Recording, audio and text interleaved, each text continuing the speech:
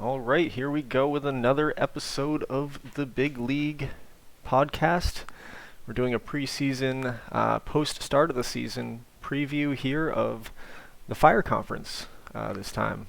We did the Ice Conference a few days ago. Didn't have time to finish up the Ice Conference, unfortunately, because we ended up going on for 2 hours and 40 minutes, which is insane. But here we are with the Fire Conference and with a timer in hand, and it's just me tonight, and it's going to be Spokane Chris. Hey, how's it going? The usual, huh? The usual, yeah, the usual suspects. So yeah, we're going to just take a look at the Fire Conference tonight, right? Start off with the Ruby Division, which is where the championship team came from for the third straight year. The Topaz yet to send someone to that championship game, so I know Kingston's off to a hot start, as we can see here, and hoping to get a little deeper in the playoffs this year. But it's been the Ruby Division representing poorly, because we are 3 times into the championship game and we're 0 for 3, as the Ice Conference has dominated the Fire Conference in the TBL championship here early on in the history of our small league. So, yeah.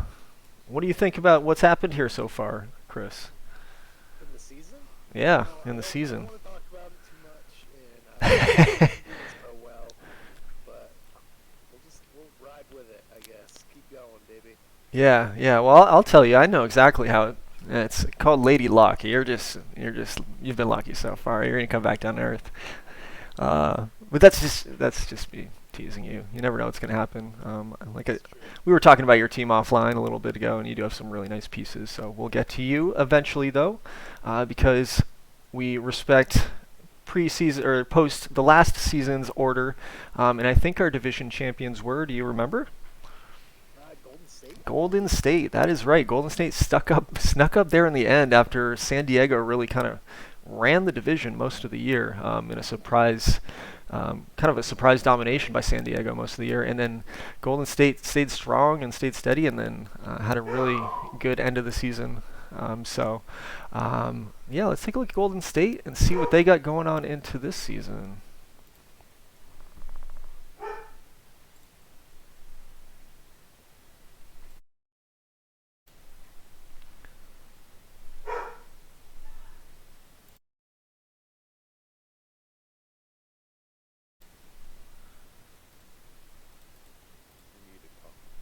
All right, so yeah, let's take a look at Golden State and their just their organization. Sorry, I'm just getting my bearings here. But yeah, looks like I don't know. I think the piece that's always been Golden State's big piece, right, has been, is it Mike Wilson? Yeah, the nine war Mike Wilson last year, who was the MVP. And he's off to an injury to start the season. It looks like he maybe just suffered that last sim. I didn't see that on the injury log, so that's a pretty big deal. He's going to be out for a couple weeks. We'll see if Golden State can weather that storm. But 92 wins last year to win the division, and didn't get too far in the postseason, unfortunately. But first taste of the postseason. So yeah, I wonder what direction they're going to be going in this year. 15 and 12 to start the season. Looks like they've got a pretty good shortstop in Jeremy Spence. Yeah.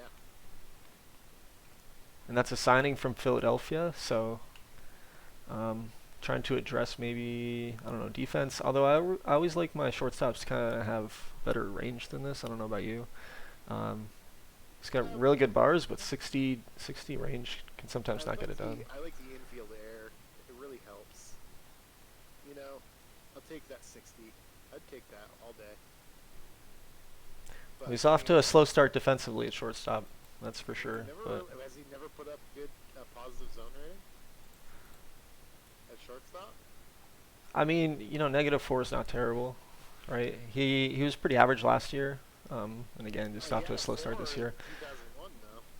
He hasn't been able to go He's back to he's had decent efficiency too, like again average efficiency. So I don't know. He's getting. We'll see if he can play. Sometimes ballpark and also the other infielder you're playing with. So a shortstop playing with a good second baseman or a bad second baseman can affect that. pre-genes off with 5 home runs here. This looks like a pretty good prospect for him, a first baseman. He's 55, at least of 80 with the ratings. He's got pretty good bars. Looks like he might be a strikeout machine, but Yeah.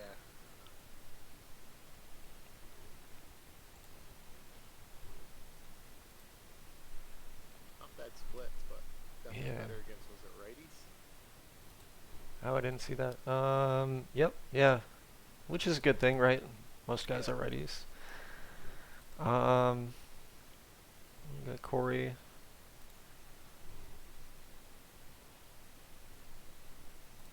Just off to a good start. Yeah, so yeah, probably really hoping he gets Mike Wilson back. I'm guessing Mike Wilson was off to a great start, hitting 371 through April pretty much, right? You didn't get hurt till the end of the month here. Um, And he's got a good starting pitcher too, Favila. oh yeah, we haven't even looked at pitching. Thank you. Good call. Let's see. Favila, yeah, Favila, yeah.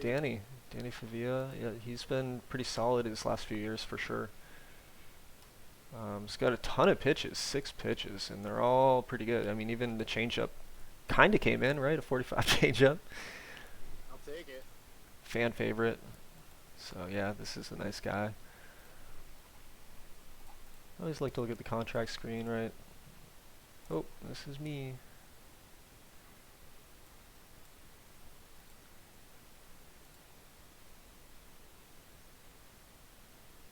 Oh, where are we here? Thank you. So lost. So yeah, he's got a couple of guys locked up pretty long term, right? So Irizarry here, right fielder. He's pretty average. He's kind of gotten worse. Um, it looks like he's kind of just taking some hits over time, but so he's gonna be locked up with that money for a little bit. Uh, a lot of commitments here. I mean, Dixon's been really good here. Tony Dixon. Yeah. 27 years old. So he knows who his core is, right? He's not going to have a lot of wiggle room to go out and make big free agency splashes, but maybe he can develop some guys and make some minor tweaks and signings that'll allow him to be successful. Um, any other thoughts from you? No, I agree with that. Got a good future coming up. He's got some nice pieces, right? Yeah. I've got Golden State listed as having the 15th best system, which is kind of crazy looking at these guys. Um, anybody really close? We'll see what they look like in a few years, right? Because they're all 20, 25s. Let's check out that Jonathan Simpson there. His top prospect, let's take a look. Starting pitcher. Kind of similar to some of his profiles right now, like guys with lots of pitches, right? And pitches that could all develop. So looks like that's what Clayton likes in terms of a profile, a guy with an arsenal. It's not a bad thing. Keep Not at advancing. all. I mean, look at this guy if he ever develops. This was an international free agent signing, so definitely some talent out there. He struggled in rookie league so far, so maybe he doesn't develop in that into a 2080, but those are great bars, right? So Yeah. anyways, yeah, we gotta keep it down on the time per team, I think, tonight, right? So Yes, let's exactly. let's look at Golden State. But yeah, I think this division's going to be competitive again, so it's going to be tough to figure out if Golden State can repeat again. I think this is the only division that hasn't had a repeat division winner, if I'm thinking correctly. Yeah. Um, I won it in 2002. I think Phoenix won it in 2001, and yeah, Golden State won it last year. So, Yep. so this year it's going to be someone new, right? We'll see. Hopefully. Yeah, definitely. I'm for it. Yeah. I don't want any old guys. So our second place team last year was the surprising San Diego Seals. Had 90 wins, so they finished 2 games back of Golden State. And they really came out of nowhere. I think when we did our podcast last year, we were all picking San Diego to be 7th place in the division. And then he brought up a couple of young guys that really sparked his team, and he ended up, starting really hot and never looked back until the very end, right? Um, Yeah. but then unfortunately he did bow out of the playoffs pretty quickly as well. So kind of the same story as Golden State, his first time into the playoffs and just not able to get much traction there. So I believe both our wild card teams ended up advancing to the conference final. I forget so quickly, it just happened, but we'll have to look back at that. But anyways, Craig Robinette here. Arguably robbed, in my opinion, of Rookie of the Year. I think a batter on Indy won Rookie of the Year, and we'll have to take a look at that guy. But man, I thought he had a really, really great rookie campaign, and was surprised he didn't win. 200 innings pitched at 2.36 ERA last year. So off But to a remember, there's a pitcher option.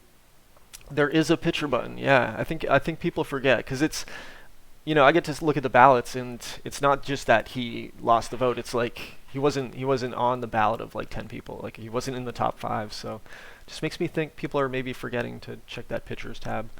Um, and so yeah, but looking at the rest of Alex's team here, Craig Robinette obviously looks like a really bright piece in terms of a future piece. He's also got Nick Schneider, who was a rookie last year. Um, just a good piece. So his pitching's really going to be solid again this year. I haven't seen this guy. Hector Marquez, 55 of 80. Yeah, that guy looks nice. Only 3 Yeah, pitches, but control off the charts. take it. Yeah, I just realized I'm going to switch over here to the GM, or to the commissioner account.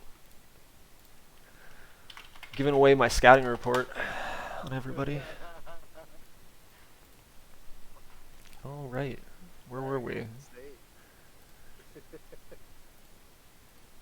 Yeah, my scout lies, so those ratings may not have been accurate. So, oh well, they are here. So, anyways, Matthew De Aguilar was a huge signing by Alex in the offseason here. He paid him, I think 20 million a year, which isn't bad for a pitcher who's really been pretty good his first few seasons in the league. So, Great, great nickname. he signed him for 2 years. He's an older pitcher, so you never know when that's going to fall out. But Mr. Clutch, yeah, if Alex can get back to the postseason, we'll hope Mr. Clutch can do something, right? Yeah. Does this guy have a? It just makes me think, right? Does this guy have a postseason record? He does. Has he been Mr. Clutch? No. He hasn't. uh, yeah, but that's okay. There's still time. There's still time for him to get that ring.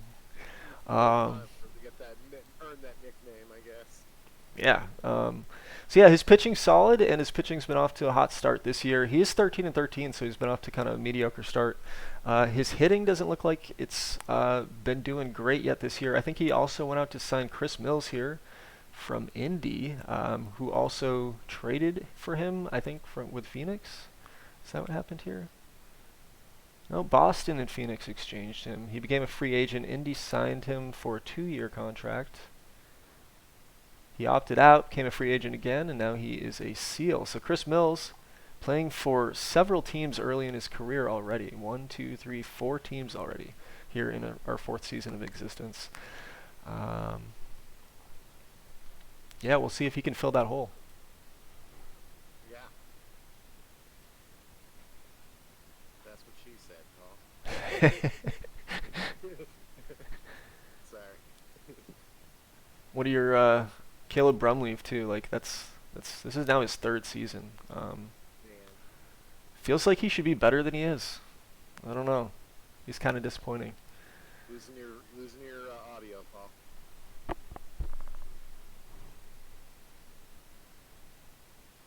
What do you think of Caleb Brumleaf? Solid player. I think Like his personality traits. I think he hasn't been very good yet though. Like I don't get it. Look at his bars. Yeah. Yeah. Why is he rising then? I mean, he's not fully developed yet, but I guess 2.4 WAR is not terrible. Your audio is still messed up, Paul.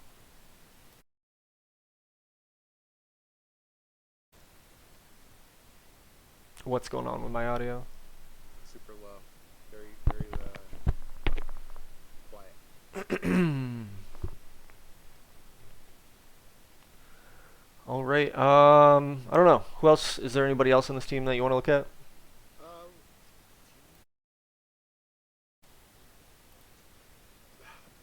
Not really. He still has a future though, too, doesn't he?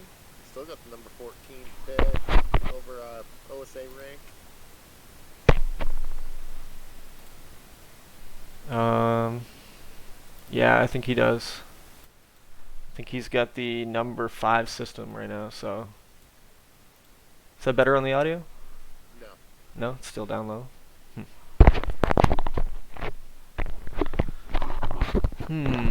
Hmm. Hmm. Hmm.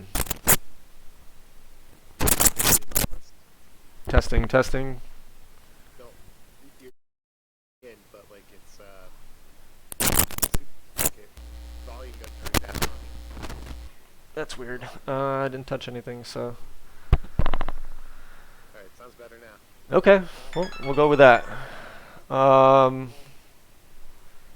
Yeah, he's got a top system. That was the timer. If you heard that in the background for the I end did of our hear it. review, that's going to be our cue to move on to the next team. But let's take a look at his system real quick. We've got Jose Renfigo, Todd Vela, Lindhall, all top prospects here in his system. None of them are close though. Again, he's got nobody that's like right on the edge that's about to come up. A lot of his prospects have come up over the last year or two, right? So it looks like Glenn Marks is close.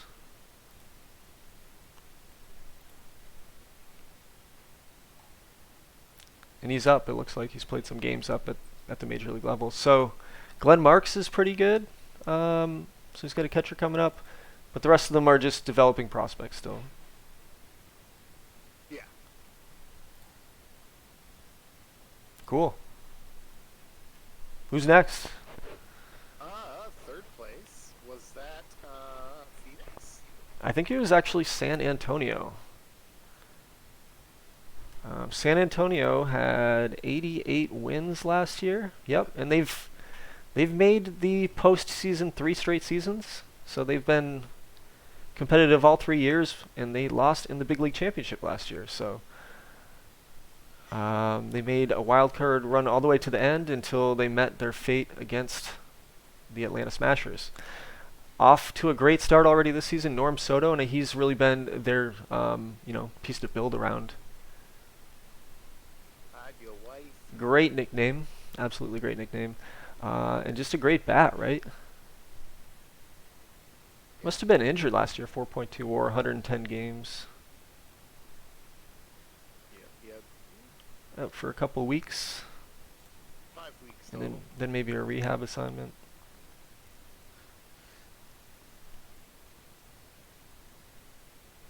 Yeah. Off to a slow start right now, but not really. 348 average. Take that back.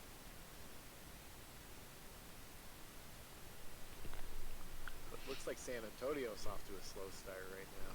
It does. 14 and 12. I mean, their record's not too bad, right? 500, and if you can stay around 500 all season long, you're going to be in the contention for that last wild card, I think. Um, Outside of Soto, they've got Kareem Amos. That's their other big bat. He's off to a slow start, it looks like. He's hitting 219, 1 home run through the first month of the season. So he's hoping this guy lights up and gets going. So to be 14 and 12 with him really slumping, I think that's pretty good.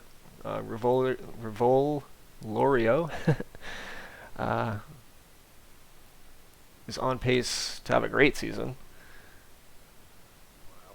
So we'll see if he keeps that up. He's on pace for 8 WAR. I think that's gonna come back to earth, and I think his first baseman Amos is gonna start to pick it up. Everybody's gonna balance out. Small sample sizes. Yeah. Got a nice pitcher in El Titan. Or Tahiti? Or what? I don't know how to say it. Mr. But Terrence Mason. yeah. That selfish character pitcher of the year right now. Yeah, selfish isn't bad. Again, I mean, I really don't like the disruptive guys. I feel like they're really hard to manage. But if you have a good leadership, if you have good leadership in your clubhouse, like selfish is fine. You know, one or two. Just means it's going to cost you when he becomes eligible. So if you're a small market team, that can be something to watch out for. But yeah, he's been really, really good. A great pitcher for him. He's projected to have a 6.2 WAR, so Yeah, he struggled. It looks like. I mean, he really had a great season last year with his control. Um, his walk rate is back up this year towards his 2002 numbers, but he's been solid this whole time. His whip's really low, which is awesome. He's not letting anybody on base, striking more guys out right now. So yeah, Terrence Mason definitely a nice piece. He's got him pitching third. I wonder if he just didn't set his rotation in spring training. I did the same thing. So yeah, he's his ace for sure. And then he's got a pretty good closer. Sore right now, but say above average, not elite, but above average.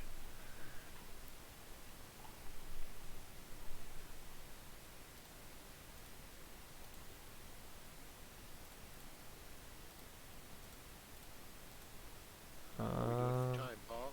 Doing pretty good. What do we think of his system? It looks like Yeah, he has the 16th ranked system here in the TBL. He's got some top 100 prospects here as well. Let's see if anybody's close.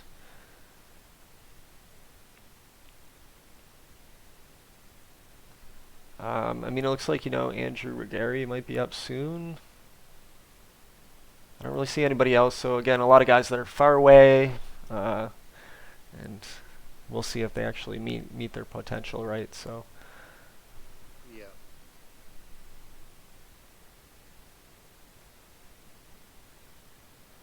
yeah, so another arm definitely looks like some struggling control, but yeah, I don't know. He's got like a slightly below average system, right? Because 28 teams. Yeah, He's he's got just it he's kind of below average. middle of the pack system. He's been a solid team, and I think he's still got those pieces that are gonna make him a solid team. Exactly. His pitching's been good, I feel like, every year. So his starting pitching's off to a rough start. He's 11th in the league right now. His bullpen is still really good right now. We'll see if that comes. Looks like his defense has been good to start. So yeah. Mhm. Yeah.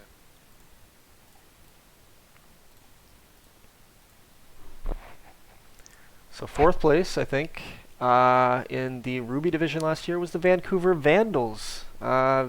Vancouver finished with 86 wins, and they were the wild card team number 2, if I remember correctly, and lost in the conference championship to San Antonio. So yeah, both are excuse me, both of our wild card teams made it to the conference championship uh, in the Fire last year and had upsets in the first round.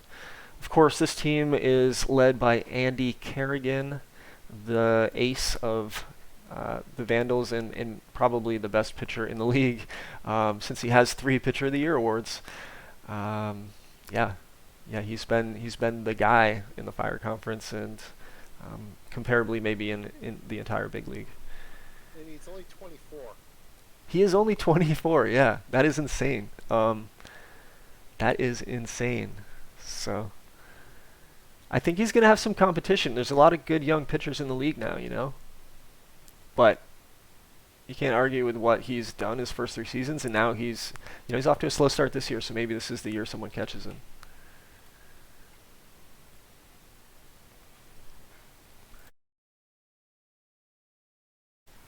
Yeah, could be.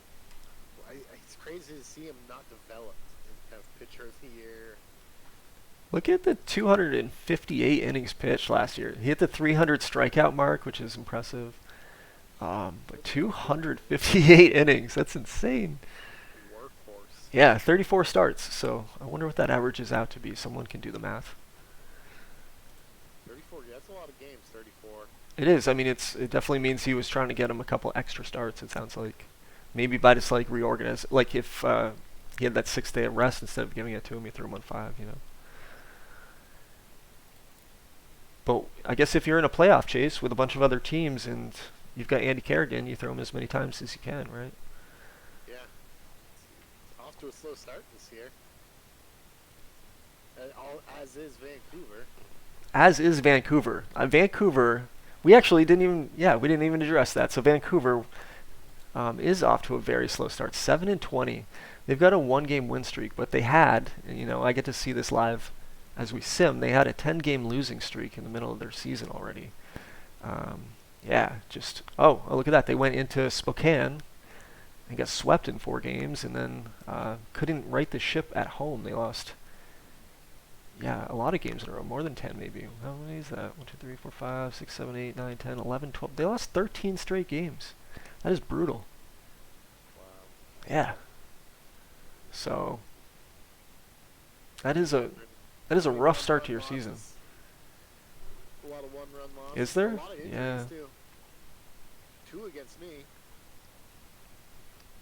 Did lose some close ones. There's some blowouts in there though too. So yeah, Vancouver's in trouble.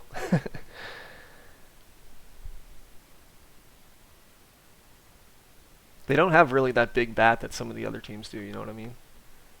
Like there's no Mike Wilson on this team. There's no Norm Soto on this team. Like Yeah, there's. best like bat probably would be uh, Greg Sampson. And I wonder. So did he lose? Oh, look at this disabled list. Maybe that's part of it. I'm not sure. We'll see. So like a pretty good catcher over here on the DL. You have 2 team injuries, huh? Mike Harville, good relief pitcher on the DL. Yeah, yeah. Vancouver must have lost somebody in free agency. We'll have to see if he says anything in chat. But I feel like his offense has been an offense to fear the last few years, and that's the opposite of what I see here in this lineup. So a lot of underwhelming hitters. So I think we are over though. I think we're over on. Or we're close to time here. We're not over. So let's take a look at his system. Vancouver is the 12th ranked system according to the minor league system rankings. And they have the 6th ranked prospect in the TVL, Matt Arenas. He is starting to develop here slowly, so maybe in a couple of years we're going to see him really great combo of contact and home run power there. I don't think he's a third baseman, but Not at all. First baseman, definitely. first baseman all the Yep. way. Outfield range 50 actually. I bet he could play a corner outfield position. No arm, so maybe like left field, right? One of those. I think you put the worst arm in left field. I could be wrong, but Right field. But is it? I don't know. I don't know. I don't Because know. doesn't right field has to be able to throw from right field to third base. Whenever I It's like play left field baseball, never has to put throw to one first. player in right field, 'cause nobody's gonna Yeah, yeah, no, that's yes, yes. At the lowest level, yeah, I played some right field myself. play right field. Yeah, yep. That's so funny. So, But I don't think that's how they do it in the bigs. I don't know how it goes in the bigs. So That is funny. Mike Bowman here, he's up in the TBL, so he looks like he's a rookie, having a pretty good start to his campaign. 6 starts already, so not good stuff, but I don't know. We'll see what he becomes here. I don't think he's gonna be a 65. Yeah. That's Vancouver. Any other thoughts on Vancouver? No, not really. I think they're in a slump this year, and Yeah. have to figure out. It looks like their injury history list is pretty long. So I think, this is, I mean, Dylan made the postseason, missed the postseason, made the postseason. I think this might be a miss season. I think it's going to be really hard to, it's so early in the season, and I don't want to count anybody out, but it's going to be really hard to dig out of that hole. When, yeah, it's just been a competitive division the last few years, so we'll see. Yeah, very competitive over here. All right, who's next? After Vancouver, Now it's Phoenix, it right? is Phoenix. Yes, the That's right. Phoenix Because Firebirds. I acquired their first round draft pick. Yes, you did, and you got the first overall pick with that. Yeah. Exactly. Yep. So, so yeah, Brendan, he's also been, a super successful GM here so far. He actually just missed his first postseason last year. Still had a winning record, but again, just competitive division, and he was one of the odd men out. Um, trying to get back to where he has been previously this year, I think, because he's made some trades for cash. So I think he was looking to add pieces there. Um, and yeah, I mean, his one of his big pieces is Mark Barry. I Mark think you know Berry, Mark which Barry. I do know Mark Berry really well. He was my first pick in the inaugural draft. Well, you traded him away, and he had a 5.9 WAR the year you traded him away, and then he put up 8.3 WAR last year. I think he was in the running for MVP voting. Yes, Had a he really was. I phenomenal season. noticed that. 45 homers last year. He just was clearly juicing last year. But um, yeah, yeah, off to a torrid start this season already as well. Yeah, So Mark Barry's MVP. Stegosaurus, as they call him, is off to a steady start and is a good piece to have success around. Phoenix is off to a steady start, right? 16 and 11. It's right where you want to be early on. Holding on to second place. Nate Fried, definitely one of my favorite players here in the game. Can't play any positions very well. It looks like he may be playing right field. Nope, just the one game, so he's DHing. One game at first, so... Wait, did I read that right? Yeah, Yeah. my red. I Well, just got thrown off because it's 12 innings. It must have been an extra inning game. So he's played one game, 12 innings. game Um, started. game started. Wow. Yeah, yeah. Wow. Yep. But sexy bars, right? Gap, discipline, home run. So that's a pretty nasty combo. He had 240 homer hitters last season, but missed the postseason with their 3-4 combo there. So it begs the question, what's around him? Definitely looks like some shallowness here. I mean, catcher and shortstop. Unless he can play defense, but 139 definitely hurts. This guy's definitely off to a really tough start.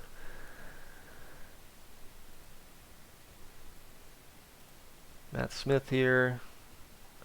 Off to a tough start, but I like that. He's got 60 catcher ability. His pitching's been good the last few years. That's been kind of much like San Antonio. It's been San Antonio and Phoenix that have really, I want to say, been pretty dominant. Yeah. At least the first 2 years. I guess I can't say that because well, definitely for San Antonio, but I mean Phoenix missed last year, so I can't call them dominant, but they've had good seasons, They've had good. and they're not an It wasn't easy even a miss. easy He win. just barely missed it. I Yeah, think, last yeah, year. yeah, yep. Unlike the next team we're gonna look at, um, but yeah, no, starting pitching is good. Rich Meller is just like for his bars.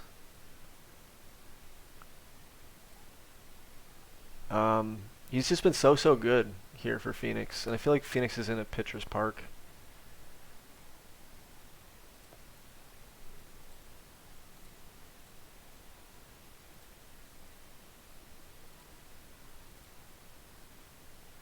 Yeah, yeah. Spark, yeah. I mean, gives up home runs, so if you can keep it on the ground, then yeah. But like, he's just had really good pitching in his history. That might be kind of what he's all about. It's funny. Yeah, 6-man rotation as well. Yep. And this is what he's been all about too, right? Home runs. He's first right now in home runs, and he's continuing to just smash the ball. Like Jordan Smith, 7 home runs already. Hit 30 last year. Mark Barry, like we said, hit 45. Fried hit 41 last year. Like, yeah, he's just ready to mash the ball out of the park. with his guys.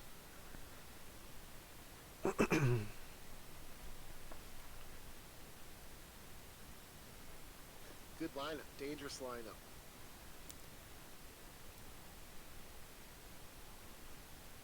Interesting to have this guy. Maybe his scout likes him better than this, but this is his stopper right now. It's interesting. Jim Shackelford. He looks terrible. Looks like he's devolved a little bit, but it's been, I mean, not gradual. He wasn't that great last year either. No, he's old, 34. He was good last year. I see why, I see why Yeah, 2.1 war, yeah. Brendan keeps him in the lineup. As long as the guy's producing, who cares what the ratings say? Yeah, exactly. Run with it. But yeah, I mean, so far Phoenix first in runs scored, first in home runs, second in steals. They seem like they could be a potent offense if they can keep up the pace. Yeah. Dangerous team. Phoenix, unlike some of the other teams here in the division, does not have a middle of the pack organization. Minor league organization, excuse me. They have a not very good organization. They do have a couple of prospects really far away. They might become major leaguers. Some of these guys might come in and fill positions, but definitely not the depth that you've seen from some of the other teams in this conference. They've traded away a ton of draft picks, so they just haven't had a chance to really go in this focus yet. And I get it. Phoenix was in the championship game in 2001 and wanted to keep the good times rolling, right? And made the postseason again in 2002, and then again was competitive last year. So they just haven't turned that page, and they plan to keep competing, I assume, right? Because there's nothing to start rebuilding on yet. Yeah.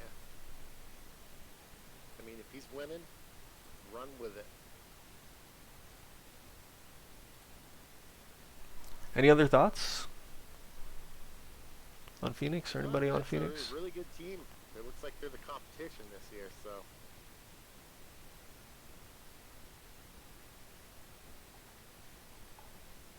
Yeah, for sure. I mean, yeah, I think they're going to be competitive again. I don't know what my Drafted in the inaugural draft.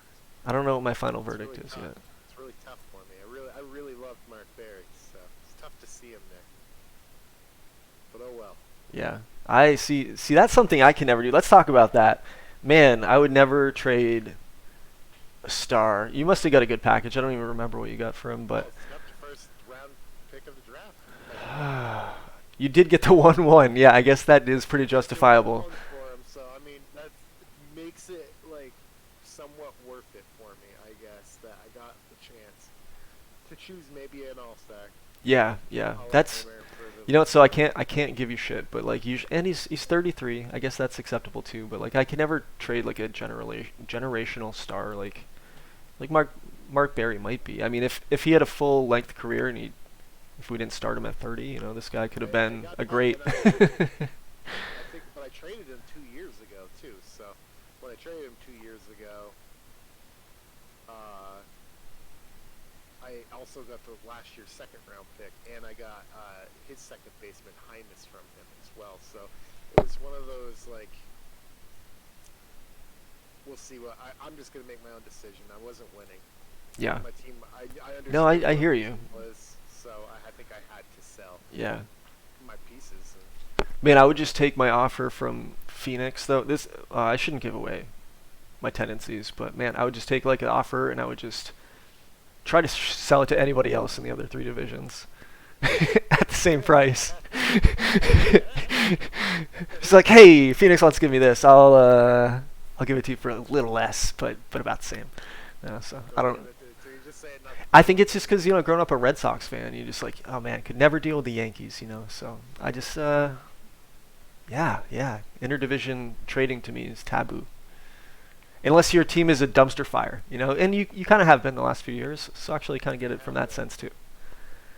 Yeah. We're not talking about me right now, so let's. I think, are we off to you now? We are unfortunately. We have to talk about the Paddlers.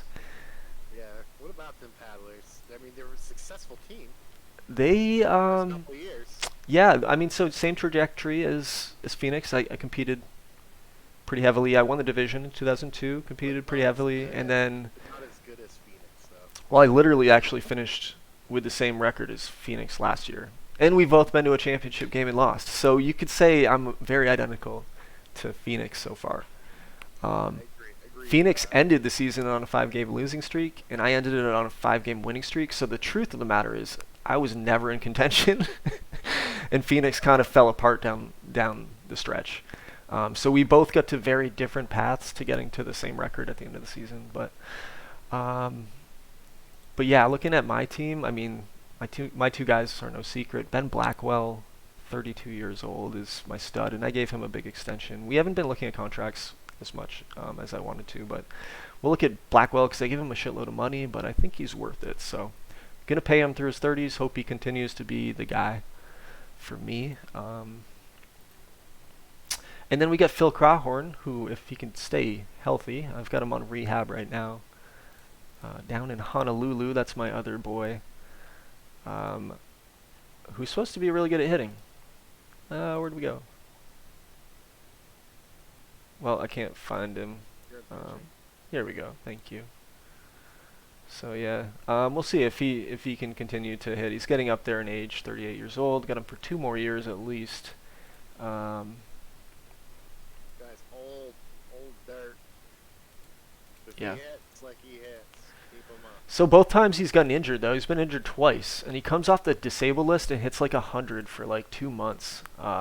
It's been really depressing. So he's on a rehab assignment now. I'm hoping he shakes that rust a little quicker this time, and my team can get back to competing because I'm off to a pretty shitty start at 11 and 16.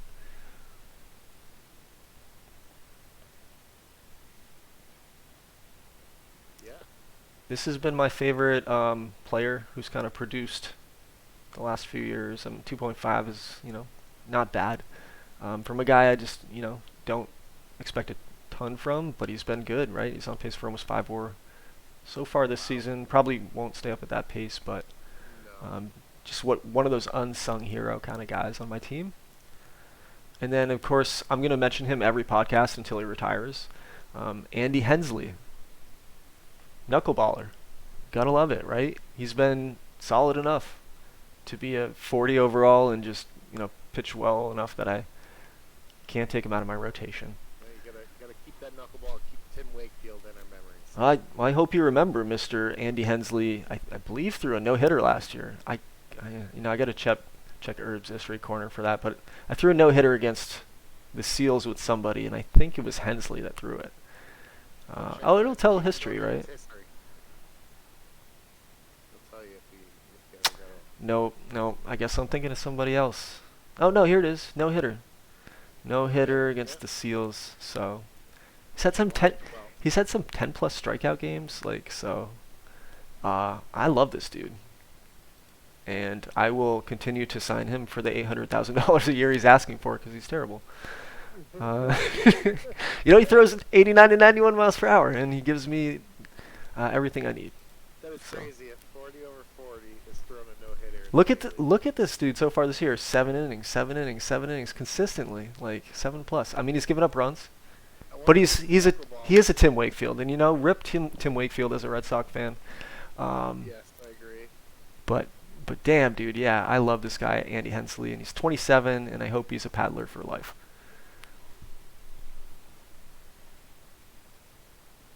And then the last guy I'm going to point out on my team here, I do have a really good bullpen. I think I have one of the best bullpens in the game. I've just got You're being biased. What is team rating stats rankings say? so far I'm 10th. That's flawed. Okay, you can't believe anything. It's small sample size. Best samples? Super proud of this pickup though. Not proud, but excited for this pickup. This guy's put up 4.5 WAR back-to-back seasons in Somerville, and was just sitting on the free agent market. So I paid him $2.2 million to come to Hawaii and play for the Paddlers. He wanted a minor league contract at this point. He was so demoralized because nobody had spoken to him all off season apparently. So I'll take that upgrade and hope he rocks it out for me. But anyways, 11 and 16. I'm terrible. Hopefully I can turn it around before the trade deadline. If not, come get Phil Crawhorn because he can help you win a championship. That's my sales pitch. I do have. Oh, go ahead. What do you, what's your system look like? Oh, you know what? Let me show you this one more guy too.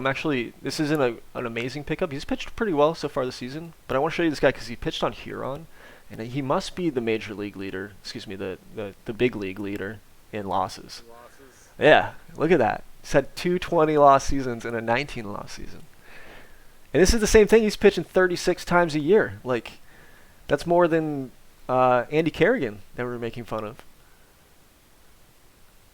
For pitch, not making. I don't know why I said making fun of that. We were noticing took 34 starts a year. 36 games. Wow. Yeah. So he's pitching 200 plus innings. I picked him up. He's off to a good start. Maybe he just likes to play for a competent organization. It's like going, He went to from. paradise. Yeah, exactly. It's like it's going from the Pirates to the Yankees.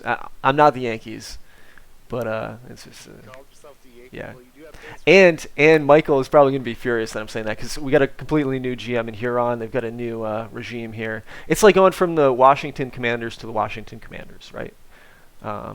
So to the Commanders to the Commanders. Commanders to the Commanders, new ownership. Yeah. So, anyways, Francisco Rat Gutiso. We'll see what he can do this year.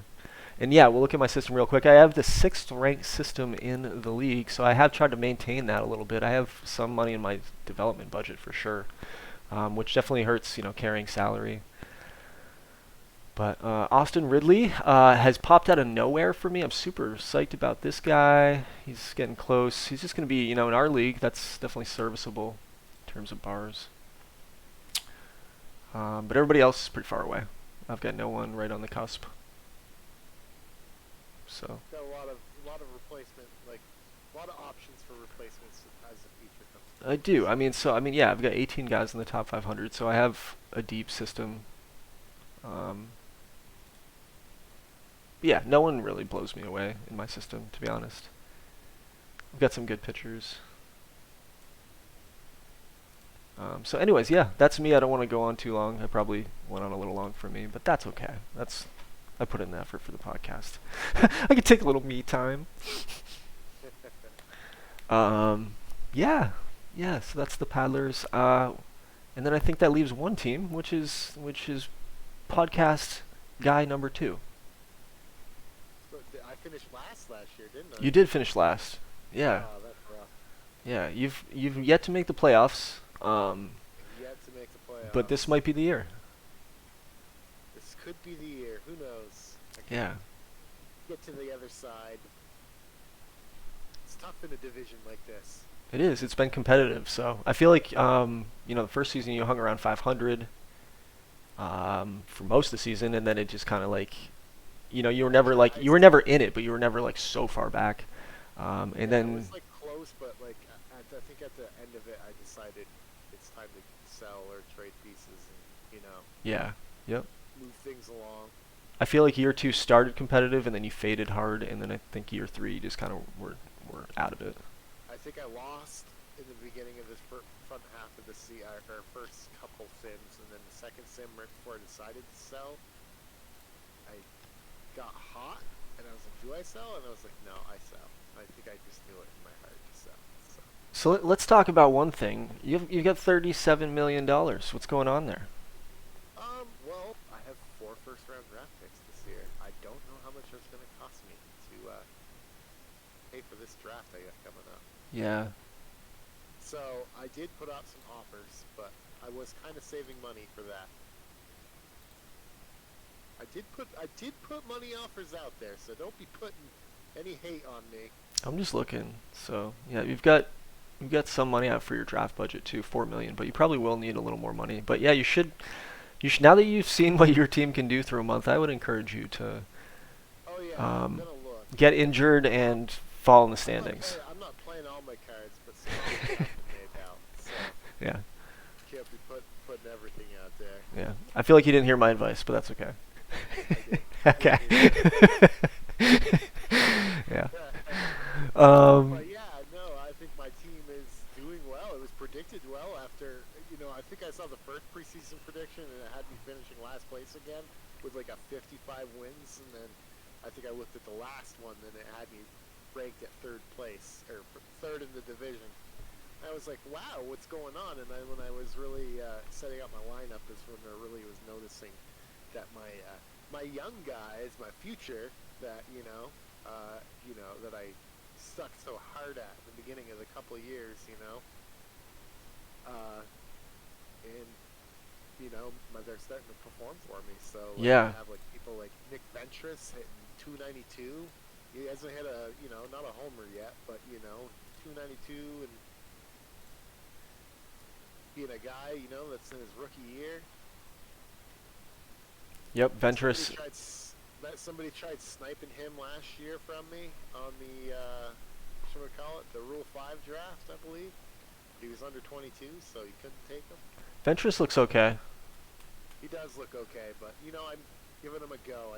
I mean, he is off to a good start, yeah. So that's great to have him as a call. That's definitely a game changer in terms of where you were last year. Yeah. Wayne Williamson.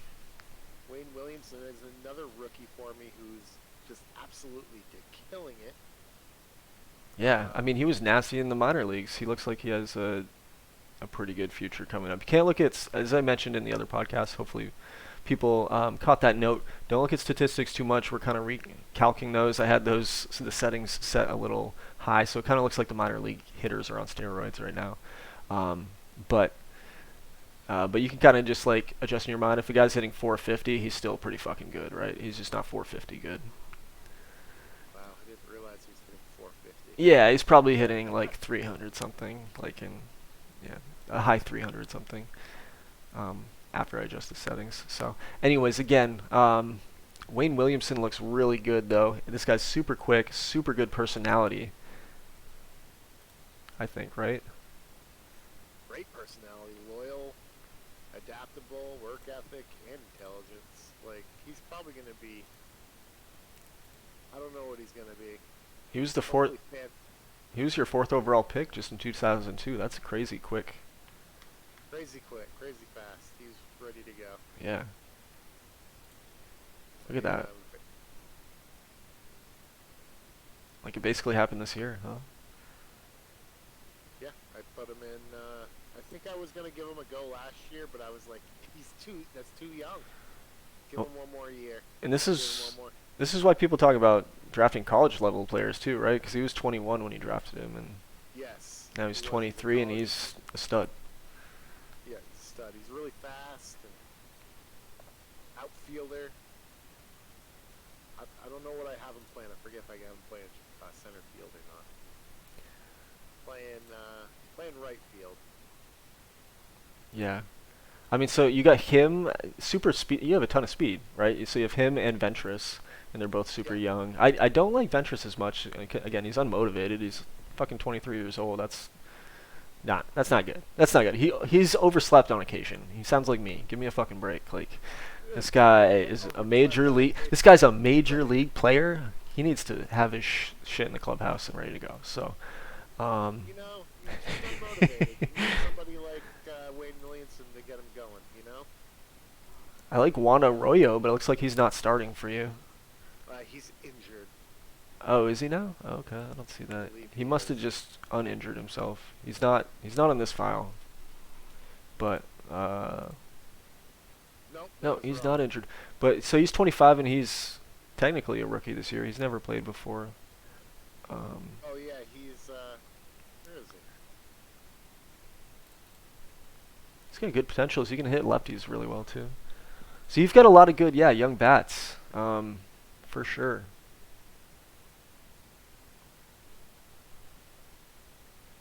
You just traded for Gabe Whittington too, and I'll say, I thought you did pretty well in this trade.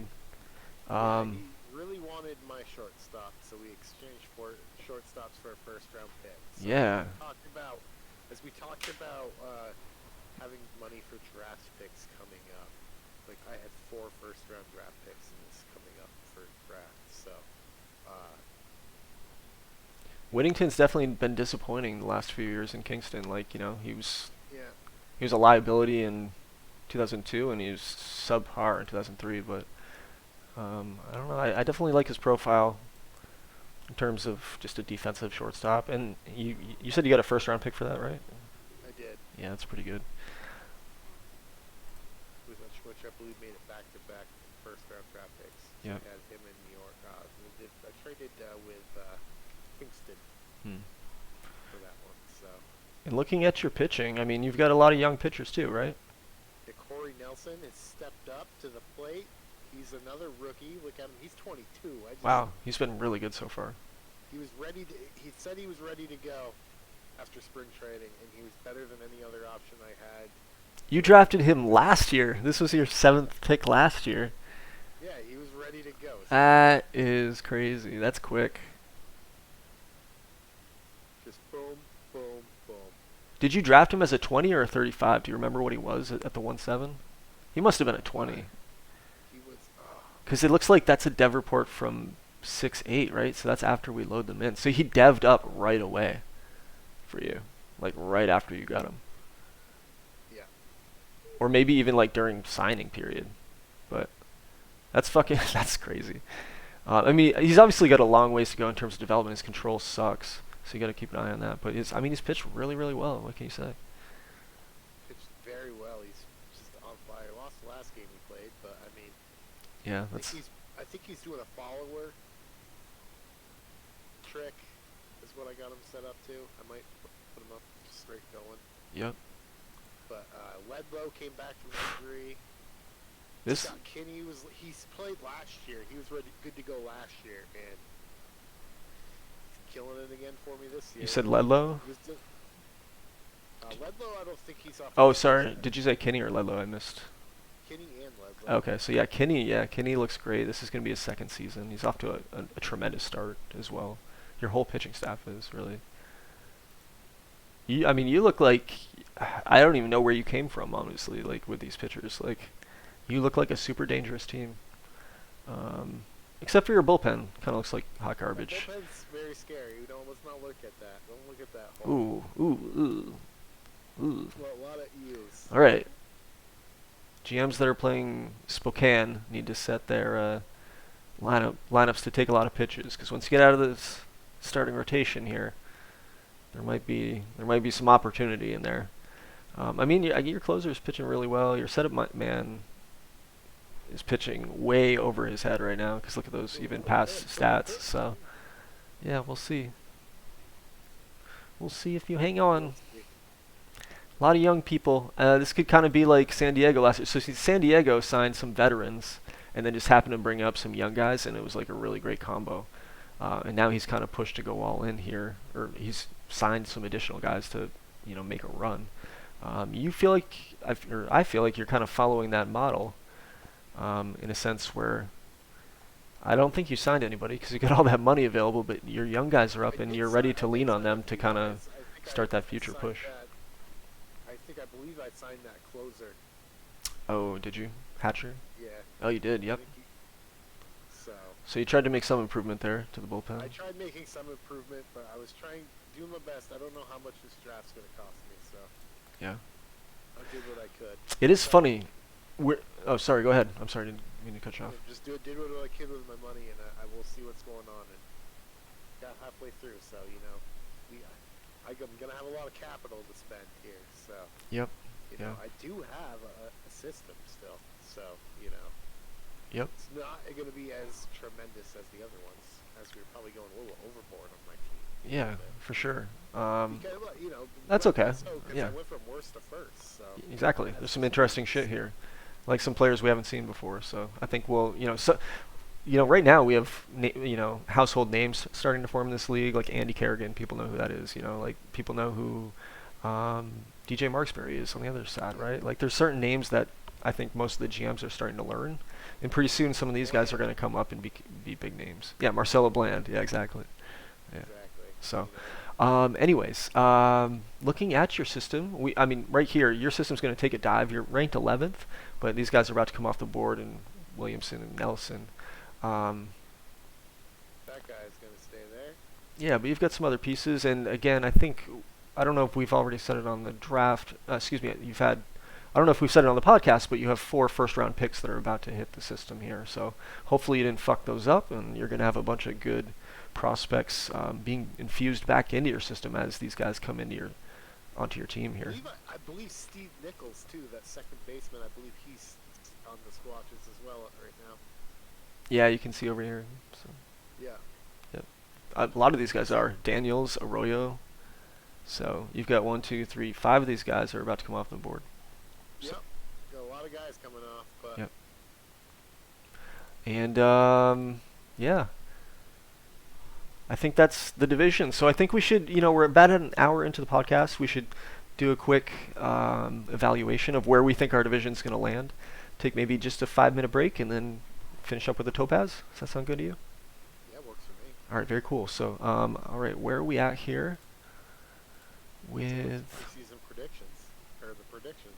We're kind of, Yeah, we're partway in. I mean, it's not the first time we've kind of had to do this with sample size already, and that just makes us look worse when it's wrong. Because we I don't know, I feel like we always look at what's happening so far, be like, yeah, they'll keep doing that, and then they don't. The very next sim we're wrong, So yeah, I don't know. I would go from looking at what we have here. I do like your team. I think you're going to be competitive this year, which is a bummer. I think the Seals are good. I think they are the team that added the most in the offseason to go with those young pieces. So I actually have San Diego finishing first. As much paying you as well? It does pay me. It does pay me to say that. I think Phoenix is off to a good start again. So I think I'm going to give Phoenix second. I think they're just a strong team, and they're going to keep being a strong team. They've got those just pieces that are just so good. I think I do make a run, but man, I don't know. My pitching kind of sucks. I'm going to go with you third. I think you do have those young pieces, and you have a lot of money to play with, so you can still kind of go make a move if you're in contention. So pretty dangerous. And then I'm going to put San Antonio fourth. I think they're still a playoff team. I think, again, we send the 2 wild cards. I have no faith in the Topaz division, and we're going to talk about that soon. But I think we're sending 4 teams to the playoffs again in 2004. Again. Yep. We're going to make a run with 4 playoff teams in this division. 5th is going to be Golden State. I'll give them some respect for winning the division last year, but no one's ever been able to repeat, and I think they're gonna fall back this year. I didn't totally love their team. Actually, I'm gonna give myself 5th. I'm gonna have some dignity here. I finished 6th last year, so and I was trying to compete, so that's embarrassing. And I'm gonna try to get 5th this year and improve. And maybe even I sneak into 4th and get that wild card. So what? I'm definitely there to compete. I just want to make that clear to everybody who's listening to this podcast. And then we'll put 6th as Golden State just at a default. Man, this shit's tough. Sorry, Clayton. And then 7th place, the only team that's going to have a under 500 record this year is Vancouver. And that's just because they have such a big hole. I think they're going to keep climbing and then maybe finish with 75 wins or some shit like that. So. That's the division for me. How about you? All right, so I think mine's gonna be slightly different. I like that. I like to hear that. I think mine's a little wild. I tried to go a little wild. I like how you went wild crazy. You're gonna love mine. So, I'm in 1st right now, which is amazing. I can't believe it. I don't think my team's gonna hold on to it, but I agree with you. When I was putting my team together, I was like, man, if these young guys come do what they're supposed to, I might have a chance of making a playoff run. So, but I don't think I'm gonna hold on to 1st place. I don't think I'm there yet. I don't, unless anybody wants to make some trades and make, I'd like to do better. I'd like to see Spokane on the map. So yeah, once we get to that deadline, there's going to be people on the block. I mean, so. I don't know if you saw Chris Hanna's on the block, Chris. So Phoenix is gonna probably win the division. Okay. I'll give Golden State 2nd. Okay. Yep. All right. Yeah, that's very different. Well, I had Phoenix 2nd, so we're both giving Phoenix that respect. But Phoenix is probably going to win it, in my opinion. Um, I think I will be in third place as well. I think I'm going to be there. It's going to be up to whether I make good enough trades or not. We'll see. I'm not quite there yet. I believe I'm feeling I can compete and make the playoffs this year. Okay, good. Yeah, nice Uh, humble. Fourth place, I agree with you. I think it's San Antonio. Um, actually, yeah, San Antonio. And I think Alex misses out heartbreakingly Hmm. because Spokane was so good and just pushed him out. So you got San Luckily, Diego fifth. uh, San Diego fifth,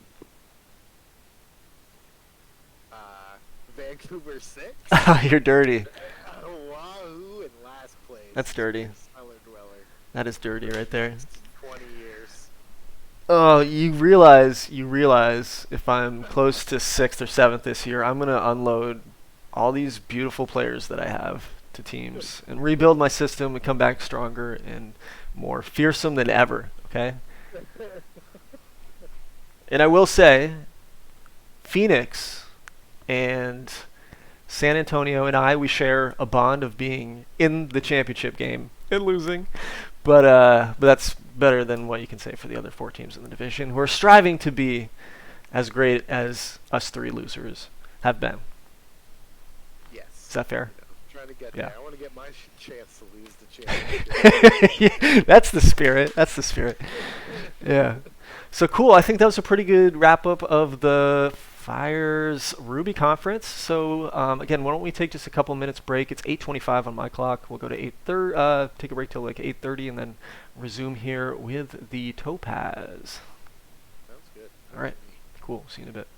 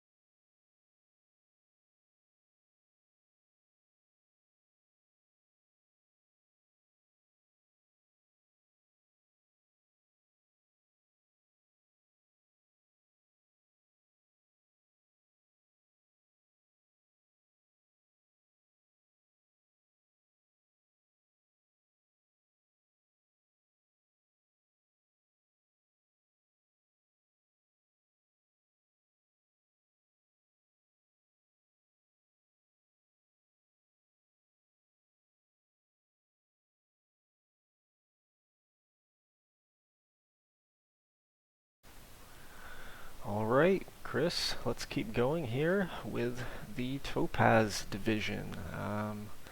So yeah, there's been a pretty dominant team, I feel like, throughout the first couple seasons here in the Topaz.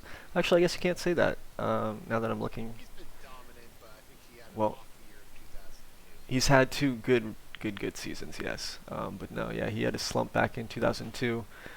But he's got a really good team. Jacob is off to a great start this season. He's got two big bats here in the middle. Lemke, who's really young, he's into his third season now, has been really good. Great.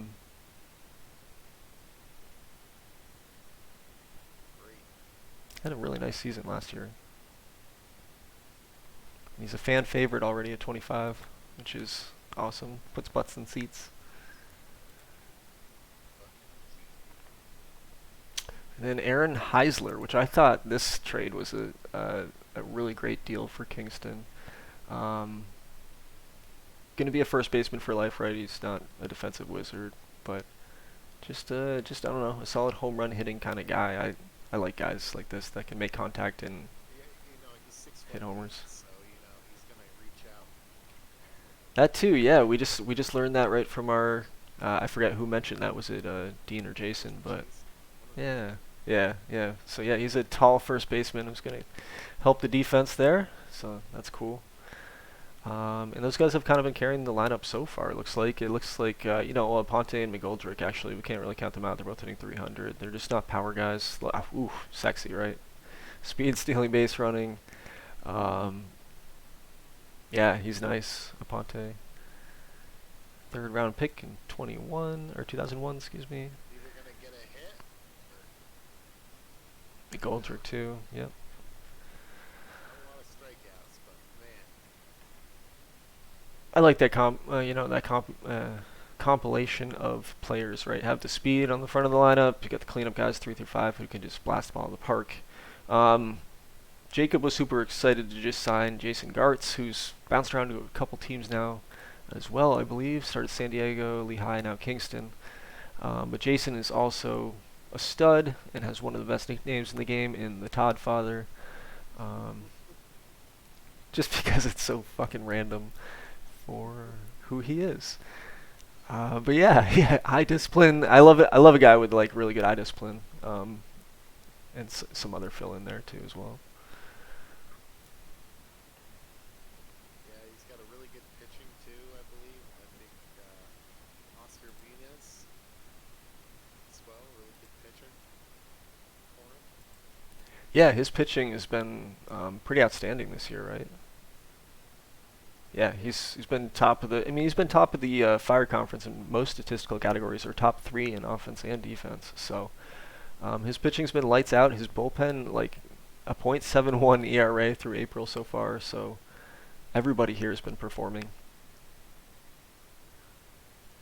But yeah, Muniz is a stud. You're right. He's got 5 great pitches. Closer hasn't let in a run. It is funny. A guy with he's struggled the last few starts. Muniz has, but he's a guy that can go 9 innings, right? Because he's got the 80 stamina, but he hasn't really survived into the 7th or out of the 7th in the last few starts.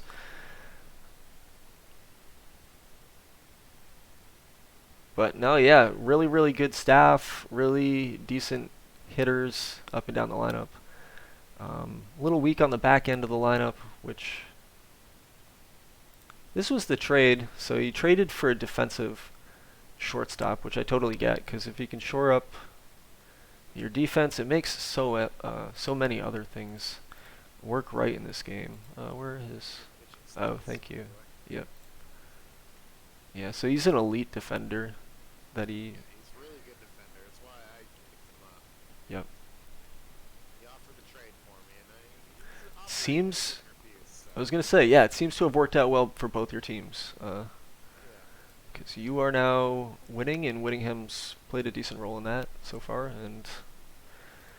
and his pitching's the #1 in baseball. So I think having a good shortstop plays a role in that. So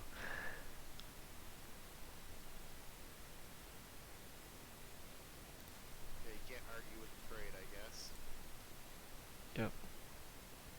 But so yeah, Kingston definitely has the team to beat, I think, in the Topaz division. Already a 5.5 game lead.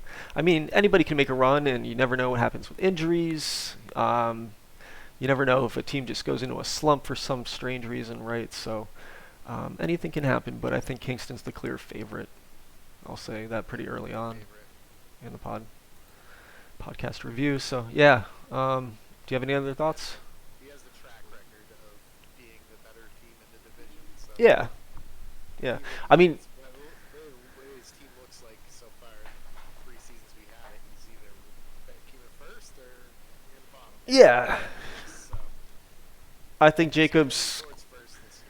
Jacob's question right now is, can his team make that postseason run? Right? Can he get beyond the Ruby division and get to that championship game, and then maybe win it all? Because he came off a 101 win season, so that's what he's all about. He's about winning a championship right now. He hasn't gotten. He hasn't gotten two. He hasn't won the division. It's like gotta get those playoff wins. He's got the excuse me. He's got the 18th ranked system. Zach Coster is actually really close. He's in Double A right now, and he looks like he could be at the major league level pretty soon. His bars look whatever. It looks like he's a two-way player. His pitching bars look really great, and he's actually pretty close as a pitcher. I personally, I don't know.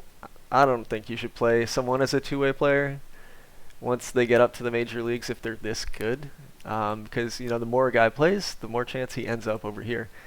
But, but, but he could be an Iron Man, right? I see nothing here so far. It's true. Yeah, so I know he was pretty excited about this pick, and I kind of questioned him and told him I didn't really see like why you take a first baseman so early, and then he pointed out the dual threat. So yeah, it looks like both are developing. So we'll see how that works out. He's gonna strike out a ton, but yeah, pretty cool player. That home run power. Yeah, very cool player. 30-60 Joe Smith. He's coming up. Not gonna dip too far in, but so he's got a few pieces. Again, he's ranked 18th in the league. Yeah, Do you have any last thoughts on Jacob's team? they're a really good team. It's gonna be hard to count him out this year. So you know, he's in the Topaz division. So Yep. I guess the other. Oh, go ahead. it's been one of the weaker divisions in the league. Yeah, yeah, for sure. For sure, definitely hasn't been as rigorous as some of the other divisions here so far. So, if we look at the St. Louis team, I think they were the second place finisher last year, and the other playoff representative from the Topaz. And they've been pretty good, right? They've finished above 500 3 straight years. Yep, they've made the playoffs. Yeah, just, I mean, out 3-0, out 3-1. So, fortunately, haven't gone anywhere. And they haven't, George hasn't been too aggressive with his team. He's got 52 million sitting right here. I'm wondering what he plans to do with that. Again, he didn't max his budgets again this year either. So if you're gonna have that much money, you might as well throw it all over here and max your budgets out.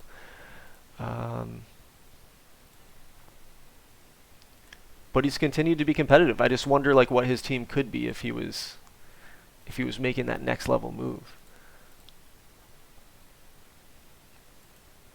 He's got Danzig. He's got probably the best pure hitter in the league, I would say, who's only 27 years old. So he can he has a guy he can build around forever, right? Yeah. Yeah. Wow. I think what George should do this year is if he's in contention and we're getting towards that deadline, make a move and bring in someone big. I heard, well, actually, I was about to say I heard there's a guy named Omar Gonzalez out there for really cheap, but that would indicate that Atlanta's not in the race. Which maybe that's just me being bitter that I lost to Atlanta in the championship again. It seems to keep coming out here in the podcast. Jeez, sorry about that, Jason.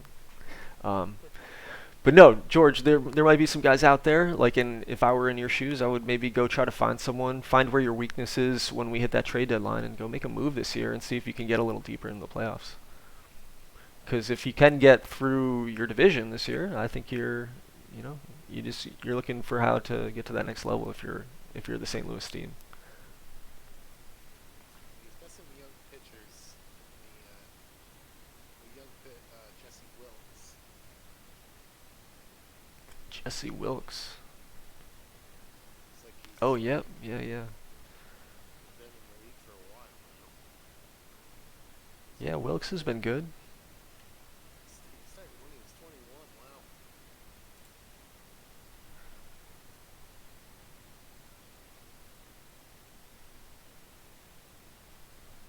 Yeah, I mean his pitching's not great, I would say.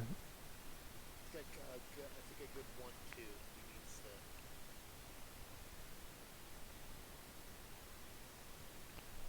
I mean, I think the question is his team good enough to make the playoffs?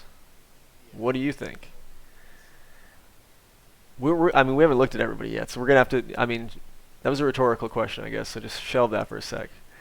But that's what I need you to start thinking about as we look at this team, because we're gonna measure these teams up here. I like Danzig. He's the sexiest piece in the league, maybe. He's offered. I mean, he's locked up at least 2 more seasons, right? Or that's a player option. So how do you put a player opt out after with no seasons after that? That's interesting. No trade clause? I don't see it. Go get a king's ransom. So yeah, I don't know. I mean, who knows what Georgia's plans are? Um, Looking at the system, it looks like St. Louis has kind of like a below average system too. They're 19th in the TBL.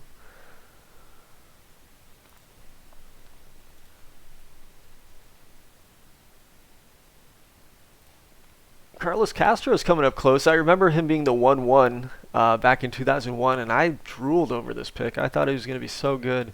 He's struggled so far here in the minor leagues, at least this year. I mean, obviously it's early. Oh, he hasn't played yet this year. Um, where is he? He's in A plus. So I would take a look at that if I were you, George. Looks like your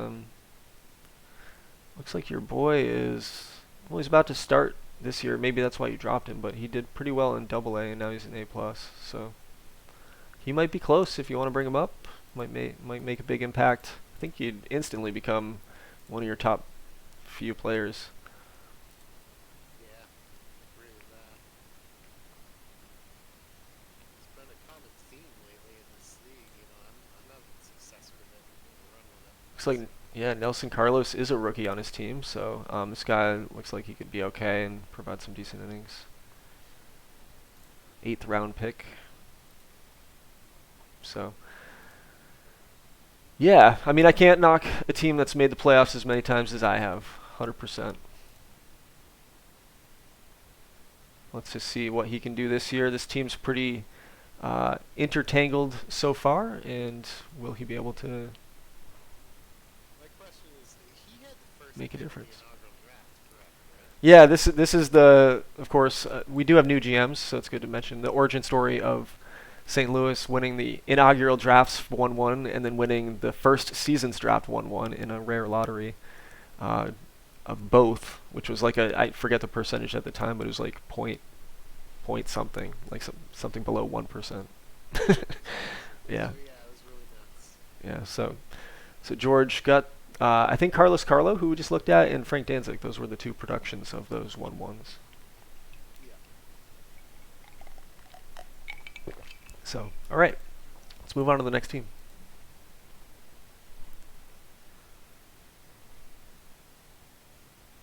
Who's in third? Is it Virginia? Yeah, St. Louis had 85 wins last year. Virginia had 74 wins, I think. Let's take a look. Yeah, 74 and 88. So Virginia made the playoffs the first 2 seasons. Change of ownership now in Virginia. we have a new GM taking over, and I forget their name off the top of my head. I know they go by Grabster in the chat, so we'll just go with Grabster.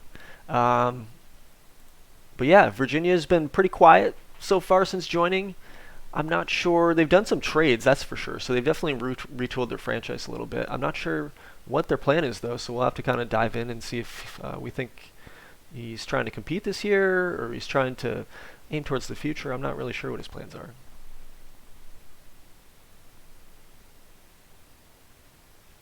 Yeah, let's take a look. Dive in the system here. Pacheco's the guy that always stands out to me in terms of names on the Virginia Rebels. Looking here, he's been pretty injured, though. He's kind of one of those fragile players, I would say. So El Montreux, he's a really great player when you can have him on the field, but not super reliable. He is 38 years old. He's probably also going to start to come to the end of his wire here pretty soon.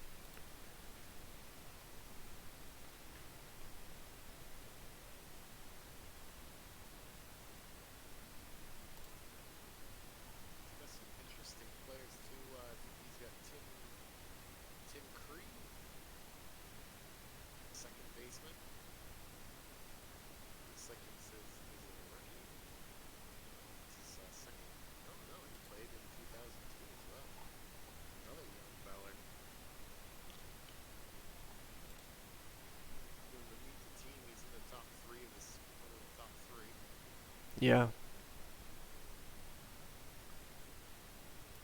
Yep. Looks like he might be a good defender, huh? He's pretty above average second baseman. His nickname is Spin Rate. I like that.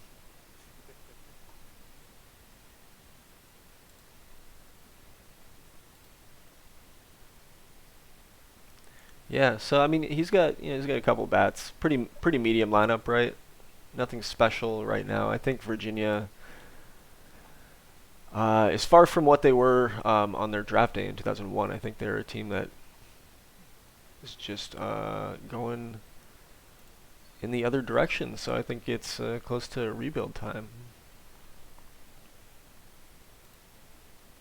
Yeah, it's hard to tell with him. You know. Like you need a star, right? You need somebody. Yeah. So 16 and now he's hitting 348. he's 13 and 14. Yeah, his offense has done really well in April. His starting pitcher's ERA is actually number 1 in the league. Rod Sanchez is sexy as hell, actually. Yeah, Celtic is one of his other players that is leads the team. Rod Sanchez, Robin Allen is another guy.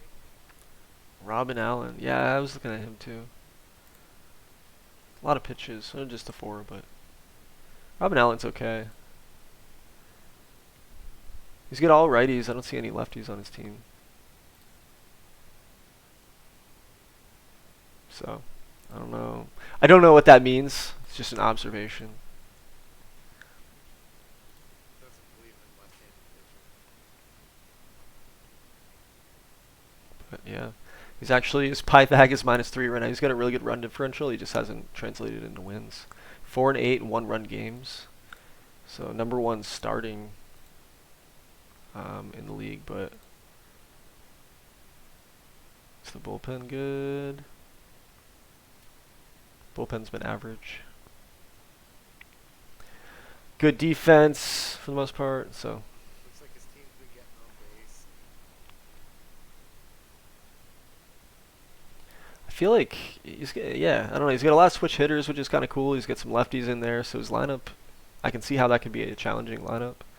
And again, they've played pretty well through 1 month of the year so far. So I think they're really kind of overperforming, though. I'd be surprised if they stayed 500 throughout the season. And most games in April are divisional matchups, at least to start the season. So, yeah, we'll see. Virginia has the 23rd ranked system, so they don't really have much to build upon right now. So that's why I do say, if If they don't think they can compete right now, which you might be able to, the Topaz division isn't like there's nobody dominant outside of Kingston. So second place, top two teams in each division make the playoffs, right? So Make that playoff. Make that playoff push. Anything can happen in the playoffs. and there are some close players here in AAA, right? 45 of 65, Nick Guzman. Let's take a look. He looks pretty good. Yeah. He's just trying to keep him down and not use that service time yet. 45-65 Galancy here looks really good as well, actually. Good range.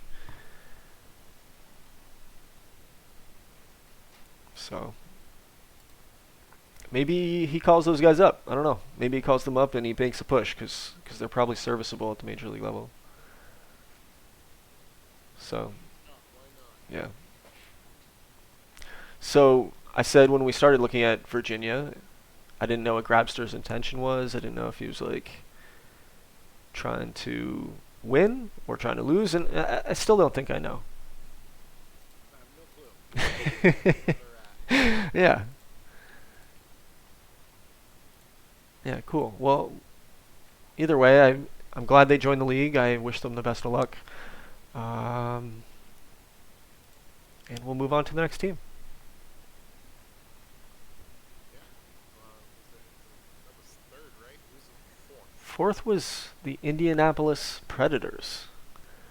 And Herb's team has been pretty interesting so far. Like they've had their runs at the playoffs Hasn't in made year two, and then I feel like they wanted to build on that last year, and they just kind of digressed. So I'm not sure what happened. If some of his guys aren't performing up to what he expects or what, but so far it hasn't worked out for Indy, and hopefully he can turn that luck around.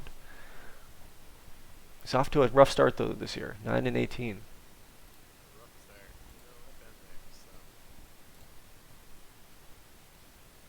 Yeah, definitely sucks. Like you start the season 0-0, and I'm complaining at 11-16, but I mean he's sitting 2 games behind me, so. But you start the season 0-0, you might have high expectations, and you never know what's going to happen. But we play 162, right? Exactly. Marathon. Yep. Exactly. So let's take a look at his team. Chad Drews has always kind of held down the backstop in Indy. He's a good hitter, but his catcher ability and arm is not looking great. I don't know if that's gone down or not. I guess you can't see that on this page, huh? But that always worries me if it's below a certain level. I feel like that starts to affect your pitching staff, Yeah, which... agree with that statement. Which it doesn't look like I mean, his it's. pitching staff has struggled, right? We only have 14 teams in the Fire Conference, and we're talking about 12th in starter ERA, 13th in bullpen ERA through 1 month. He's got really nice pieces here who should be doing better than they are. I think he needs to look at replacing Chad Drews, maybe making a trade for someone. Making him a DH, finding somebody to get a catcher. Yeah. I mean, someone told me catcher ability and arm don't make as big a difference on pitchers as they did in previous versions, but I don't know if I buy it. I'm all about a guy with catcher ability. I think it's a Well, if they have, critical part of the position.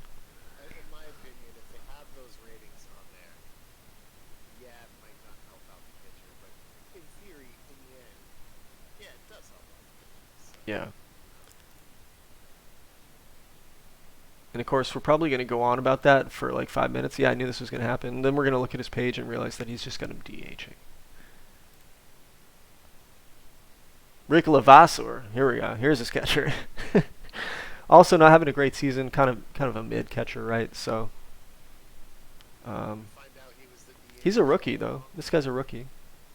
So he really just doesn't have an option at yeah. Chad Drews is a rookie. I mean, excuse me, is a DH. But Rick here's a catcher. I know. Rick here is a catcher though, who's kind of mid as well. I think. I don't know if he's what you want. I'm not sure if he's the starting catcher. I assume he is. Yeah, he is. So I feel like that's a problem. You know, again, as your catcher goes, your pitching staff goes sometimes, in my opinion. Because he's got such good pieces right on his starting rotation. Yeah, because he's got John Floor and Joey Johnson as well. I find it interesting that he's rocking the six-man rotation right now with Bobby Watson in there. Bobby's definitely struggling.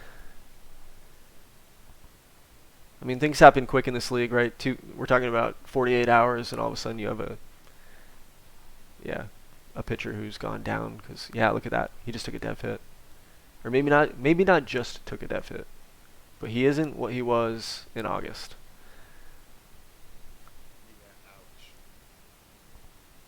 So maybe seeing a five-man rotation here soon in Indy instead of the six-man, just because of that dev down. But um, I think that's what needs to improve, right? His pitching really needs to improve. His hitting needs to improve. He needs to get more out of some of these guys. Yeah, agreed.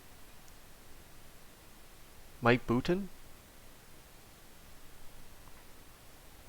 Rookie coming up, or is he rookie last year? Yeah, rookie last year. Well, he just came up. It looks like maybe in September last year. Yeah. So this is his rookie season. See how he does. I think he's off to, I mean, a 349 average. Can't complain about that, right? Guy's hitting the ball right away. I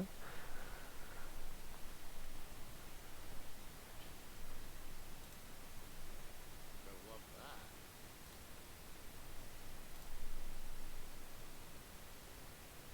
that. Eric Abney, another young guy here. Looks like he's in his rookie season.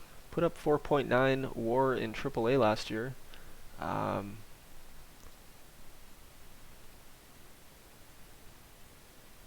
Off to a average start, I would say, right now. It looks like playing him in center field has been a liability. He's got -4 WAR already through 20 games. Can't have a guy with 55 range in center, or it's gonna hurt that D. That's for sure. Looking at his defense, definitely one of the bottom defenses in the Fire Conference. So I think those are kind of his big issues. Let's see his shortstop. I mean, his shortstop's pretty good. I like that. And yeah, he's played really good defense. So up the middle, on the ground, he's good. But your center fielder anchors to your left fielder and your right fielder, right? So if he's not getting to those balls, that's going to affect your left and right fielder too. -3, see, -3. Doesn't have a lot of range. Like, nobody out there has a lot of range. So if the other team's hitting in the outfield, it's getting in for blue pits, getting doubles, and, you know.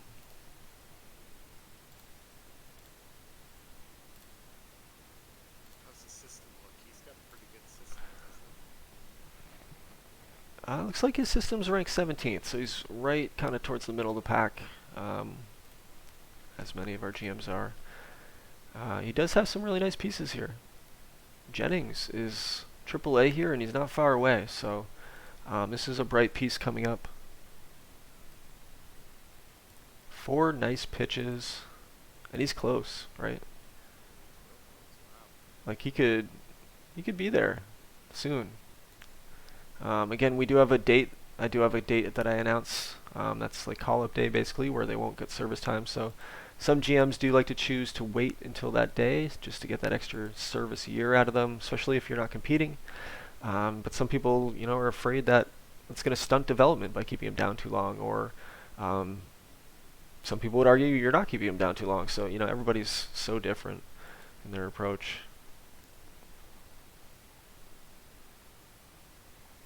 Chris Arneson, a lot of pitches. Hate to see that change up. Just wish you could kind of delete that code from the game, right? Just take that pitch out of the Yeah. He doesn't look like he's there yet. He needs that control to come in. He's pitching really well in AAA, though. He does need that control.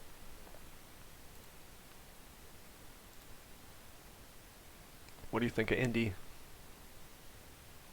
think they're along as a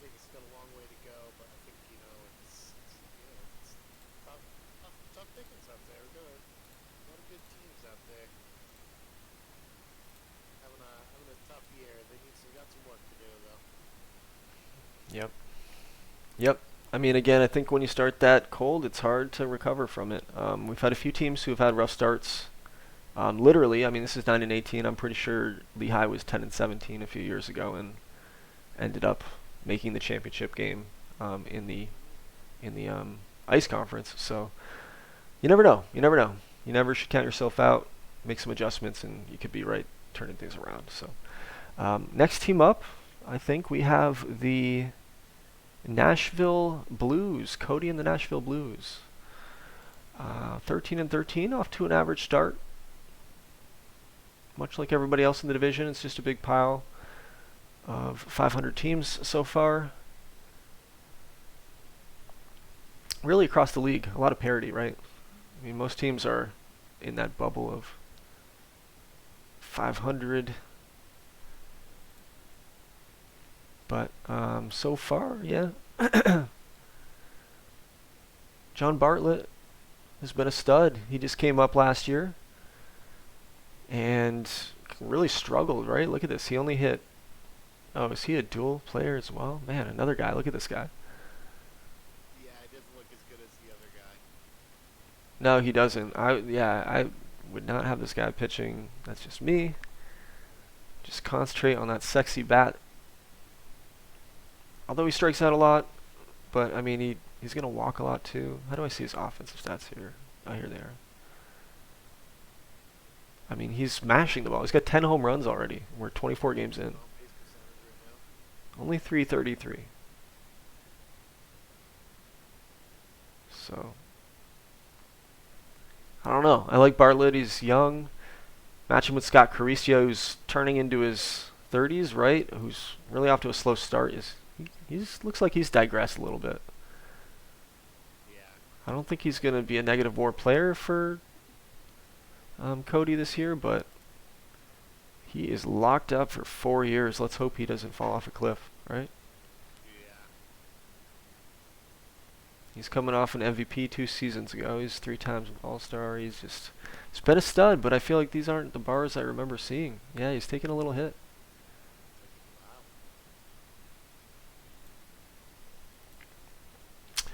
I also worry. I mean, he is a really, really good hitter, but that's a lot of money locked up to a first baseman. So if he does take a hit, I mean, I guess dead money's dead money. Doesn't matter what position he plays. If he isn't good enough to play, then that sucks. But it's his only contract that he's really locked into for a long time. Pavic here looks pretty good. So I mean, that looks like well spent money on that contract right there. I love these bars actually. Yeah. Very identical to right-handed and left-handed. Yeah, yeah, yep.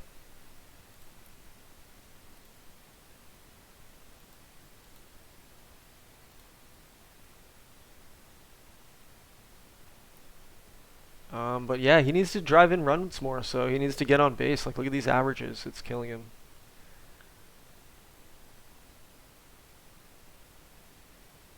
Yeah.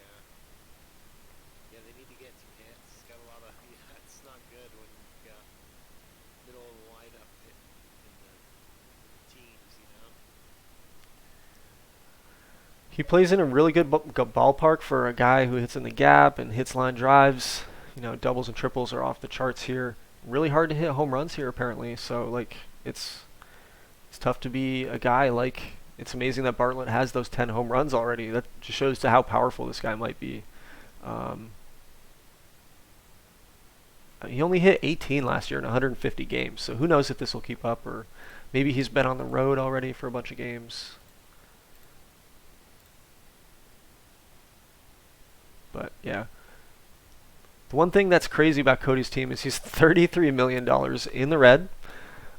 His budgets are minimum, so he can't go any lower. So he's going to be locked up and unable to make any moves this season. That's almost a guarantee.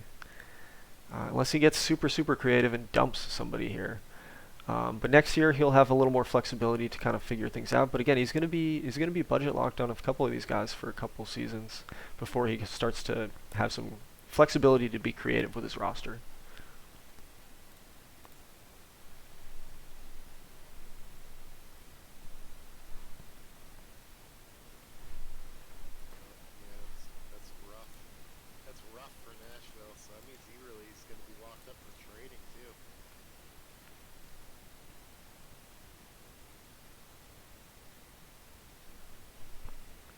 Nashville does have the 14th ranked system.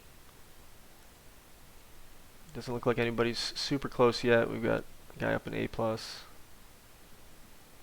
So a lot of guys a couple seasons away. So if he keeps building, maybe add some picks, maybe trades if he's not in competition. That's the thing. Like I just don't know what teams should do in this division because I haven't seen anybody outside of Kingston that's like running away with it so far. We've got two more teams to look at. Yeah, Um, they're all been like the same kind of team, but like a lot of them are. They're all in that. They're 500, like 500 or one game away from 500. You know? yeah, I feel like Indy could make a case. They have some nice pieces that I mean they should try to fix. Like I feel like the center field issue and the catcher issue maybe that I see. But if they can turn things around, that's great. But if not, they've got some pieces that people will pay for. That's for sure. I Here, guess this division is waiting to see. Huron, I think is who we have next. No, it's not. It's No, Louisville. Huron's So last. yeah, Louisville. 12 and 14 Louisville. So Miles's team.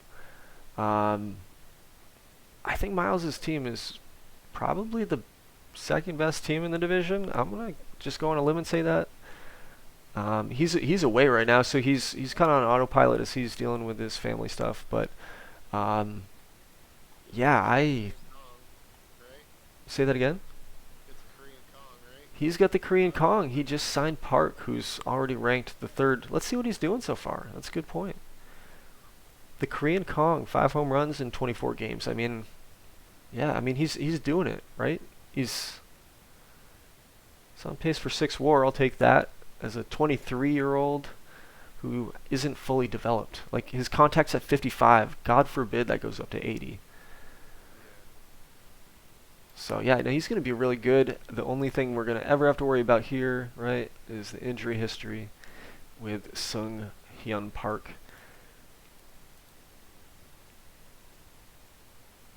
Yeah, I think that was a huge grab for him. He's added some other big pieces though too. I feel like Adame was Las Vegas that he signed this year. No, trade. Yeah, trade in the off season. So he went after this dude.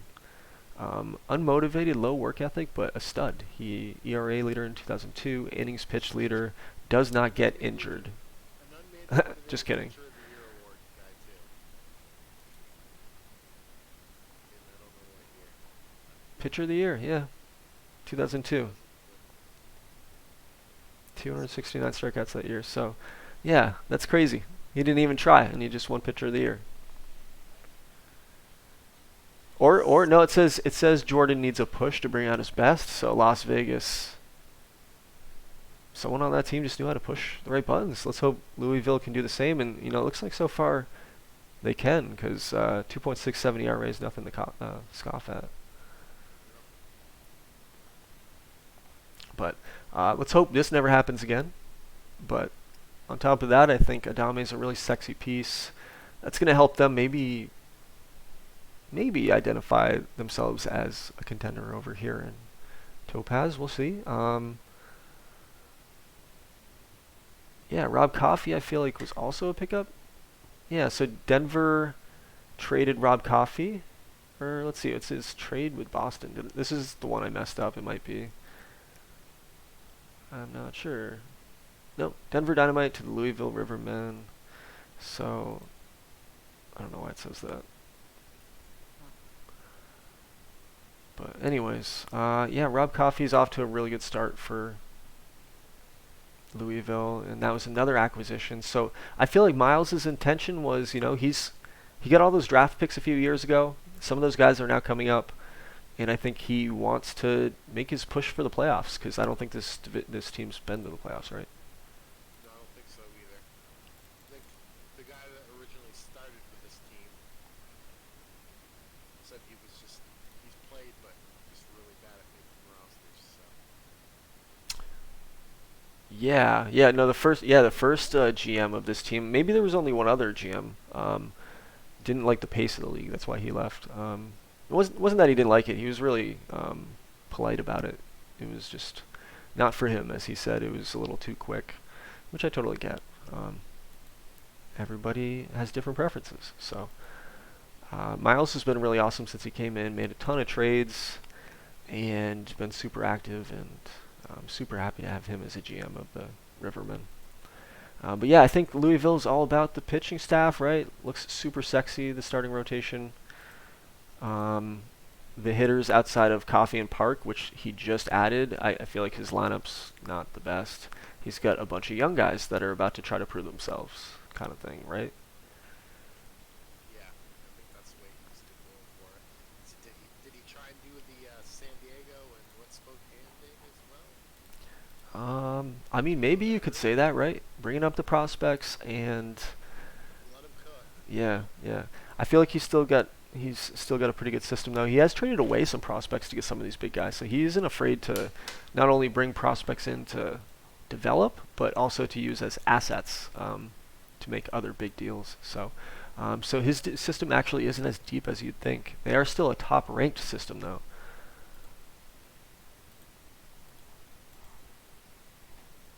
So Park's about to come off the board.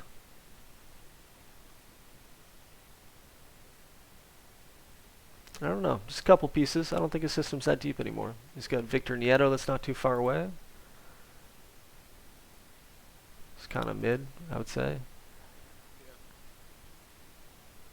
We'll see what these guys become. Yeah. I like Judah Walker. Again, this is a dual player, I believe. Let's see his pitching. So he's coming along. He's coming along. Interesting. Yep. Oh, Way to go. thanks. All right. Yeah. What are your thoughts? You know, huh. It's a good team. I like it. A lot of new additions, like you said. I think it's gonna have a hard time fighting with Kingston, but I like where the direction that this team is going. It's what it's needed. I think the direction it's needed to go. We finally got to see where it's going. I think. So I believe he had to dismantle this whole team, didn't he, when he received it? He did. He traded away most of his pieces. I think, yeah, if we look at their history, they were a 500 team when he took this team over, and he could have made two options: go for it, or just like, fuck all these pieces. I didn't draft any of these guys. I'm gonna start from scratch. So he tanked, went really bad in the last two seasons, and made like a quick rebuild, quick turnaround. So. Well, this league just quit. I mean, So he's 12 and 14. He could end up having another completely shitty season. I have no idea, but it feels like he's pulled up some of these young guys with the intent of like seeing what he can do this year. I actually feel like one of the more fascinating trades in our history happened with Louisville and Lehigh, I believe. Yeah, where let's find this trade. Yeah, right here. We actually traded two guys named Dykstra in the same trade, and they were both on Lehigh's team. So he has two guys with the last name Dykstra, who are a year apart, and I just want to change their. this, I don't know, Davenport, Iowa. We gotta look this up. Upland, California. I feel like I should change the city of birth, or someone needs to write an origin story about how they're long lost brothers, or some shit like that, because that is just fucking awesome. or they're conjoined twins or something like that. Yeah, They could, just have to play baseball on the same team together. conjoined twins who were born in different states. It'll be a very weird piece. But when I processed that trade, that fucking made me chuckle. And I love the fact that they now get to stay on the same team in Louisville. So to just add to what Louisville's done, they've brought in a ton of pieces. Like they brought in bullpen help too, right? So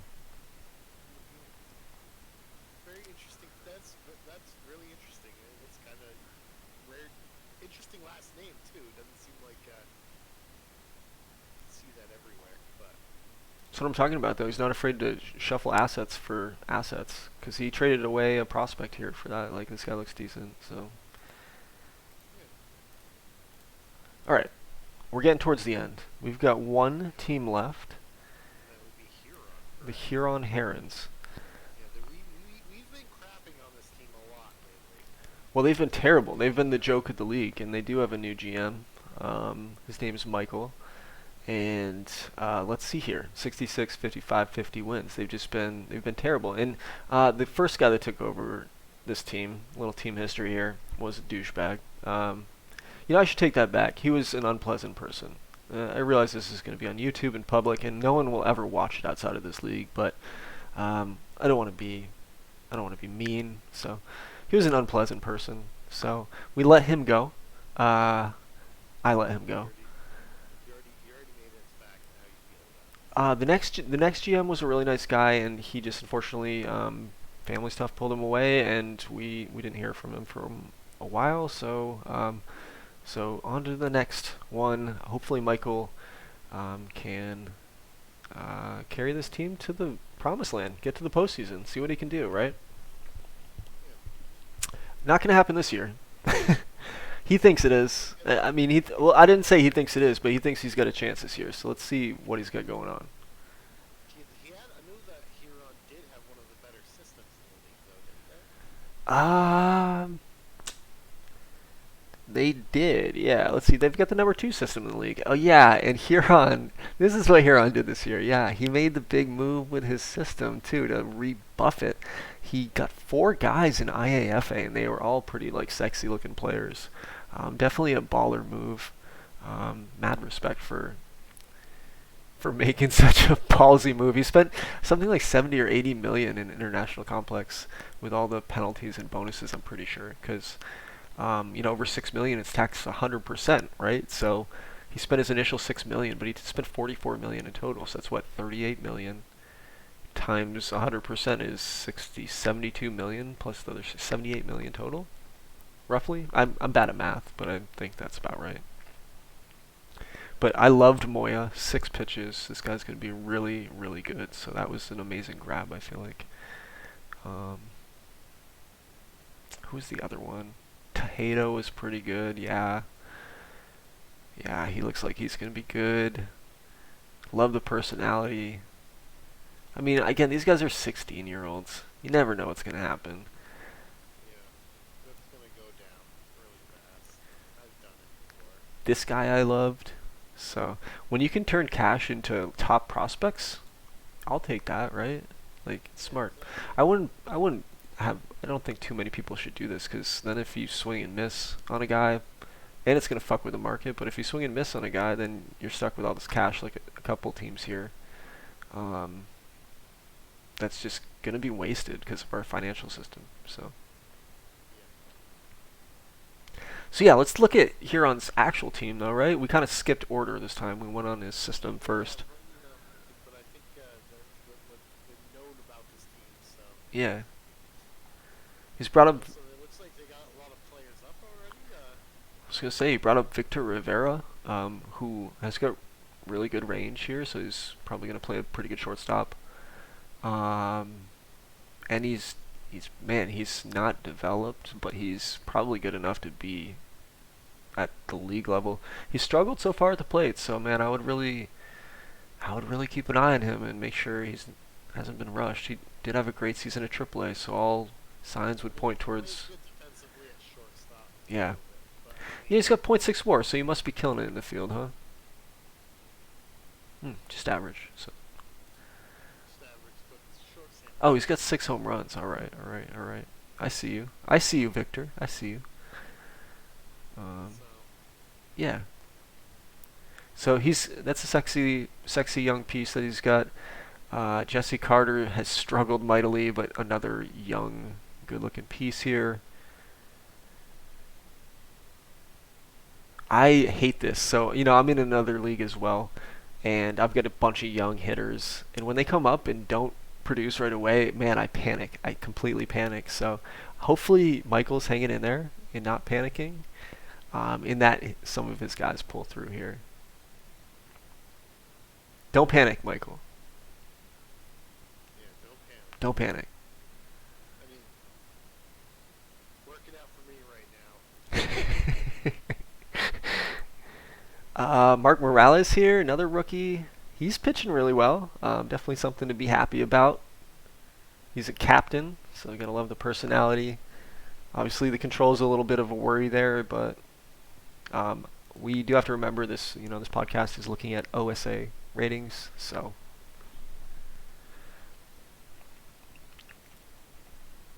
Didn't in the beginning. Oh, didn't in the beginning. yeah, yeah. Luckily, I don't have Montreal as scout, best scout in the league. Yeah, supposedly. Yeah, so 9-18, off to a pretty rough start for Huron. I think they're again gonna have a trash season, but their pieces are up, right? So I think they're gonna have their best season. They're just not gonna. I don't think they're there yet. I don't think they're gonna make the playoffs. I don't think their pitching is deep enough. No. But we've got one, two, three, four developing players, like young developing players on the pitching staff. We've got, three, four young developing players hitting. So yeah, the future's coming for Huron, and I think in this division, I wouldn't be surprised in 2 to 3 years if they were on the door as a perennial playoff team. Like aiming for a wild card spot or getting second or first place in the division.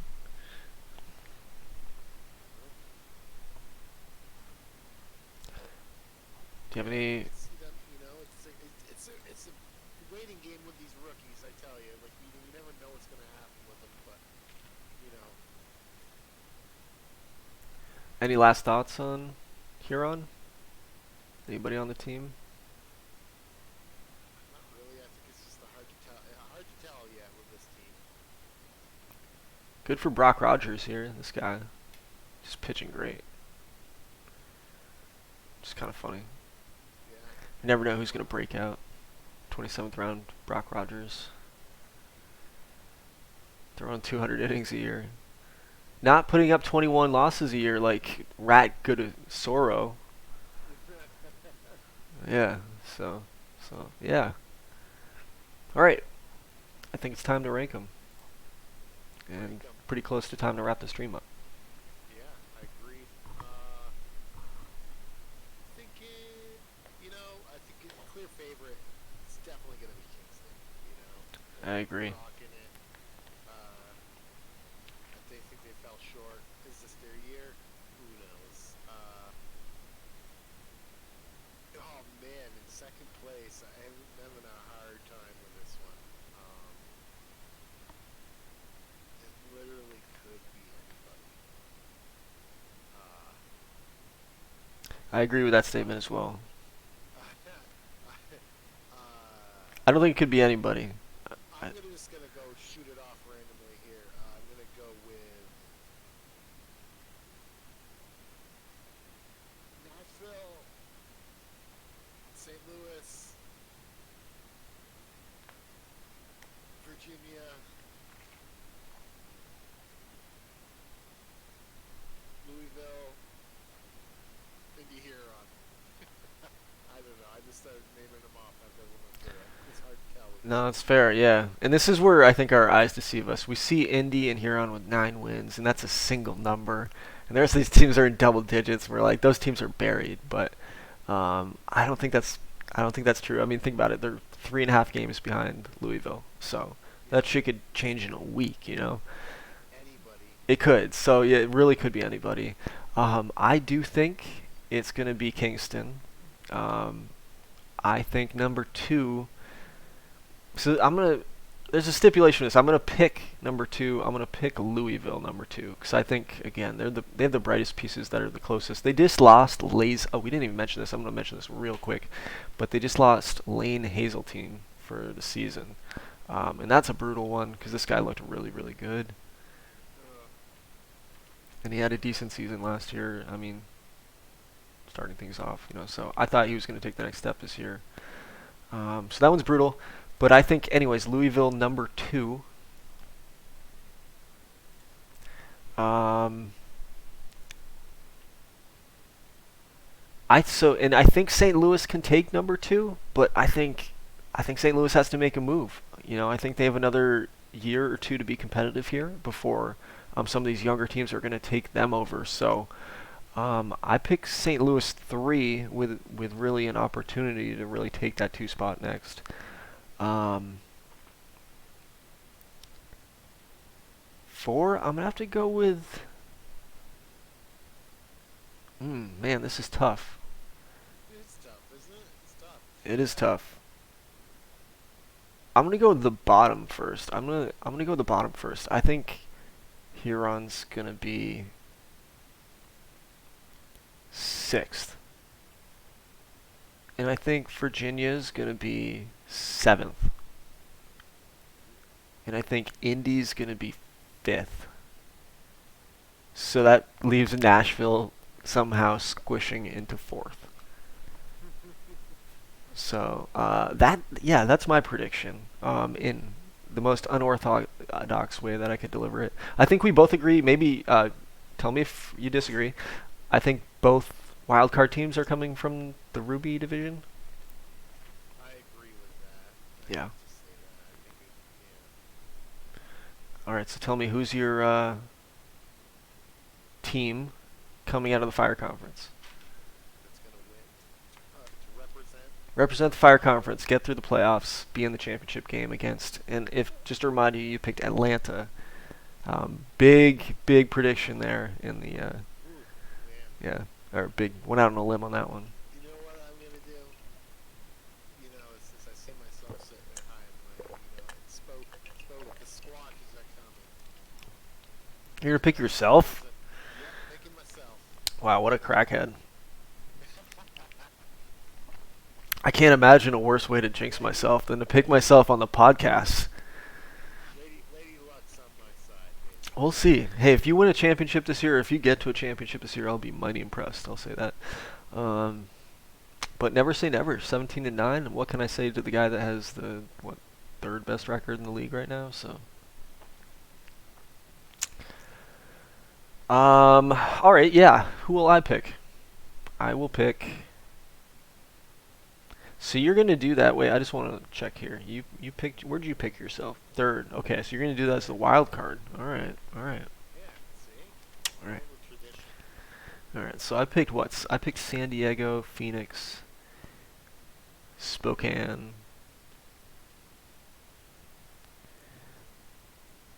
Man, I think San Diego. I think San Diego. No, you know what? I'm gonna give Kingston. I'm gonna give Kingston their love this year. I think Kingston might get there. Um, that'll be way more painless for me. Excuse me, than if San Diego made the championship. So, uh, yeah. No, I think Kingston. This is their year. They've not made it to that next level this year, so maybe they can get a little deeper and yeah, win the ice conference. Excuse me, the fire conference. So and beat the ice conference maybe, right? Let's root for the fire conference this year. Yeah, man. Fire Go conference. fire conference. You know, that's why I've chosen some. If nobody else can do it, well, what the hell? Why can't I do it for us? Yeah, you go. Yeah, So that was my thought process. yep. I hope you get super injured and don't make the playoffs. But if you do, I hope you win it all. Thanks. Thank you. Yeah. Before we wrap up, why don't we just look real brief over at the ice conference and just what's happened so far? What are your reactions? Like, what do you think of what's happened? Orleans being on first in the J division. Yeah, it's early. I mean, it's all close right there, right? I think St. Louis we, being back on top. yeah. Really not going anywhere. That's something I had, to I had New Orleans finishing 5th, so I'm calling myself out there, right? yeah. Don't remember where I put them. We all had him finishing 5th, except for Jason had him 2nd. So Las Vegas is in third. I believe they kicked my butt the first sim. yeah, yep. So I like looking at expanded standings. Tells you a lot more. But the Mudcats have been really good. They've been blowing teams out.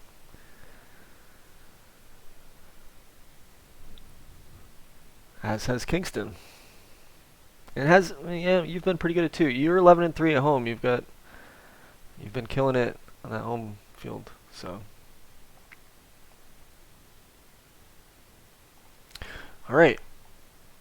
Um, yeah, I'm pretty surprised.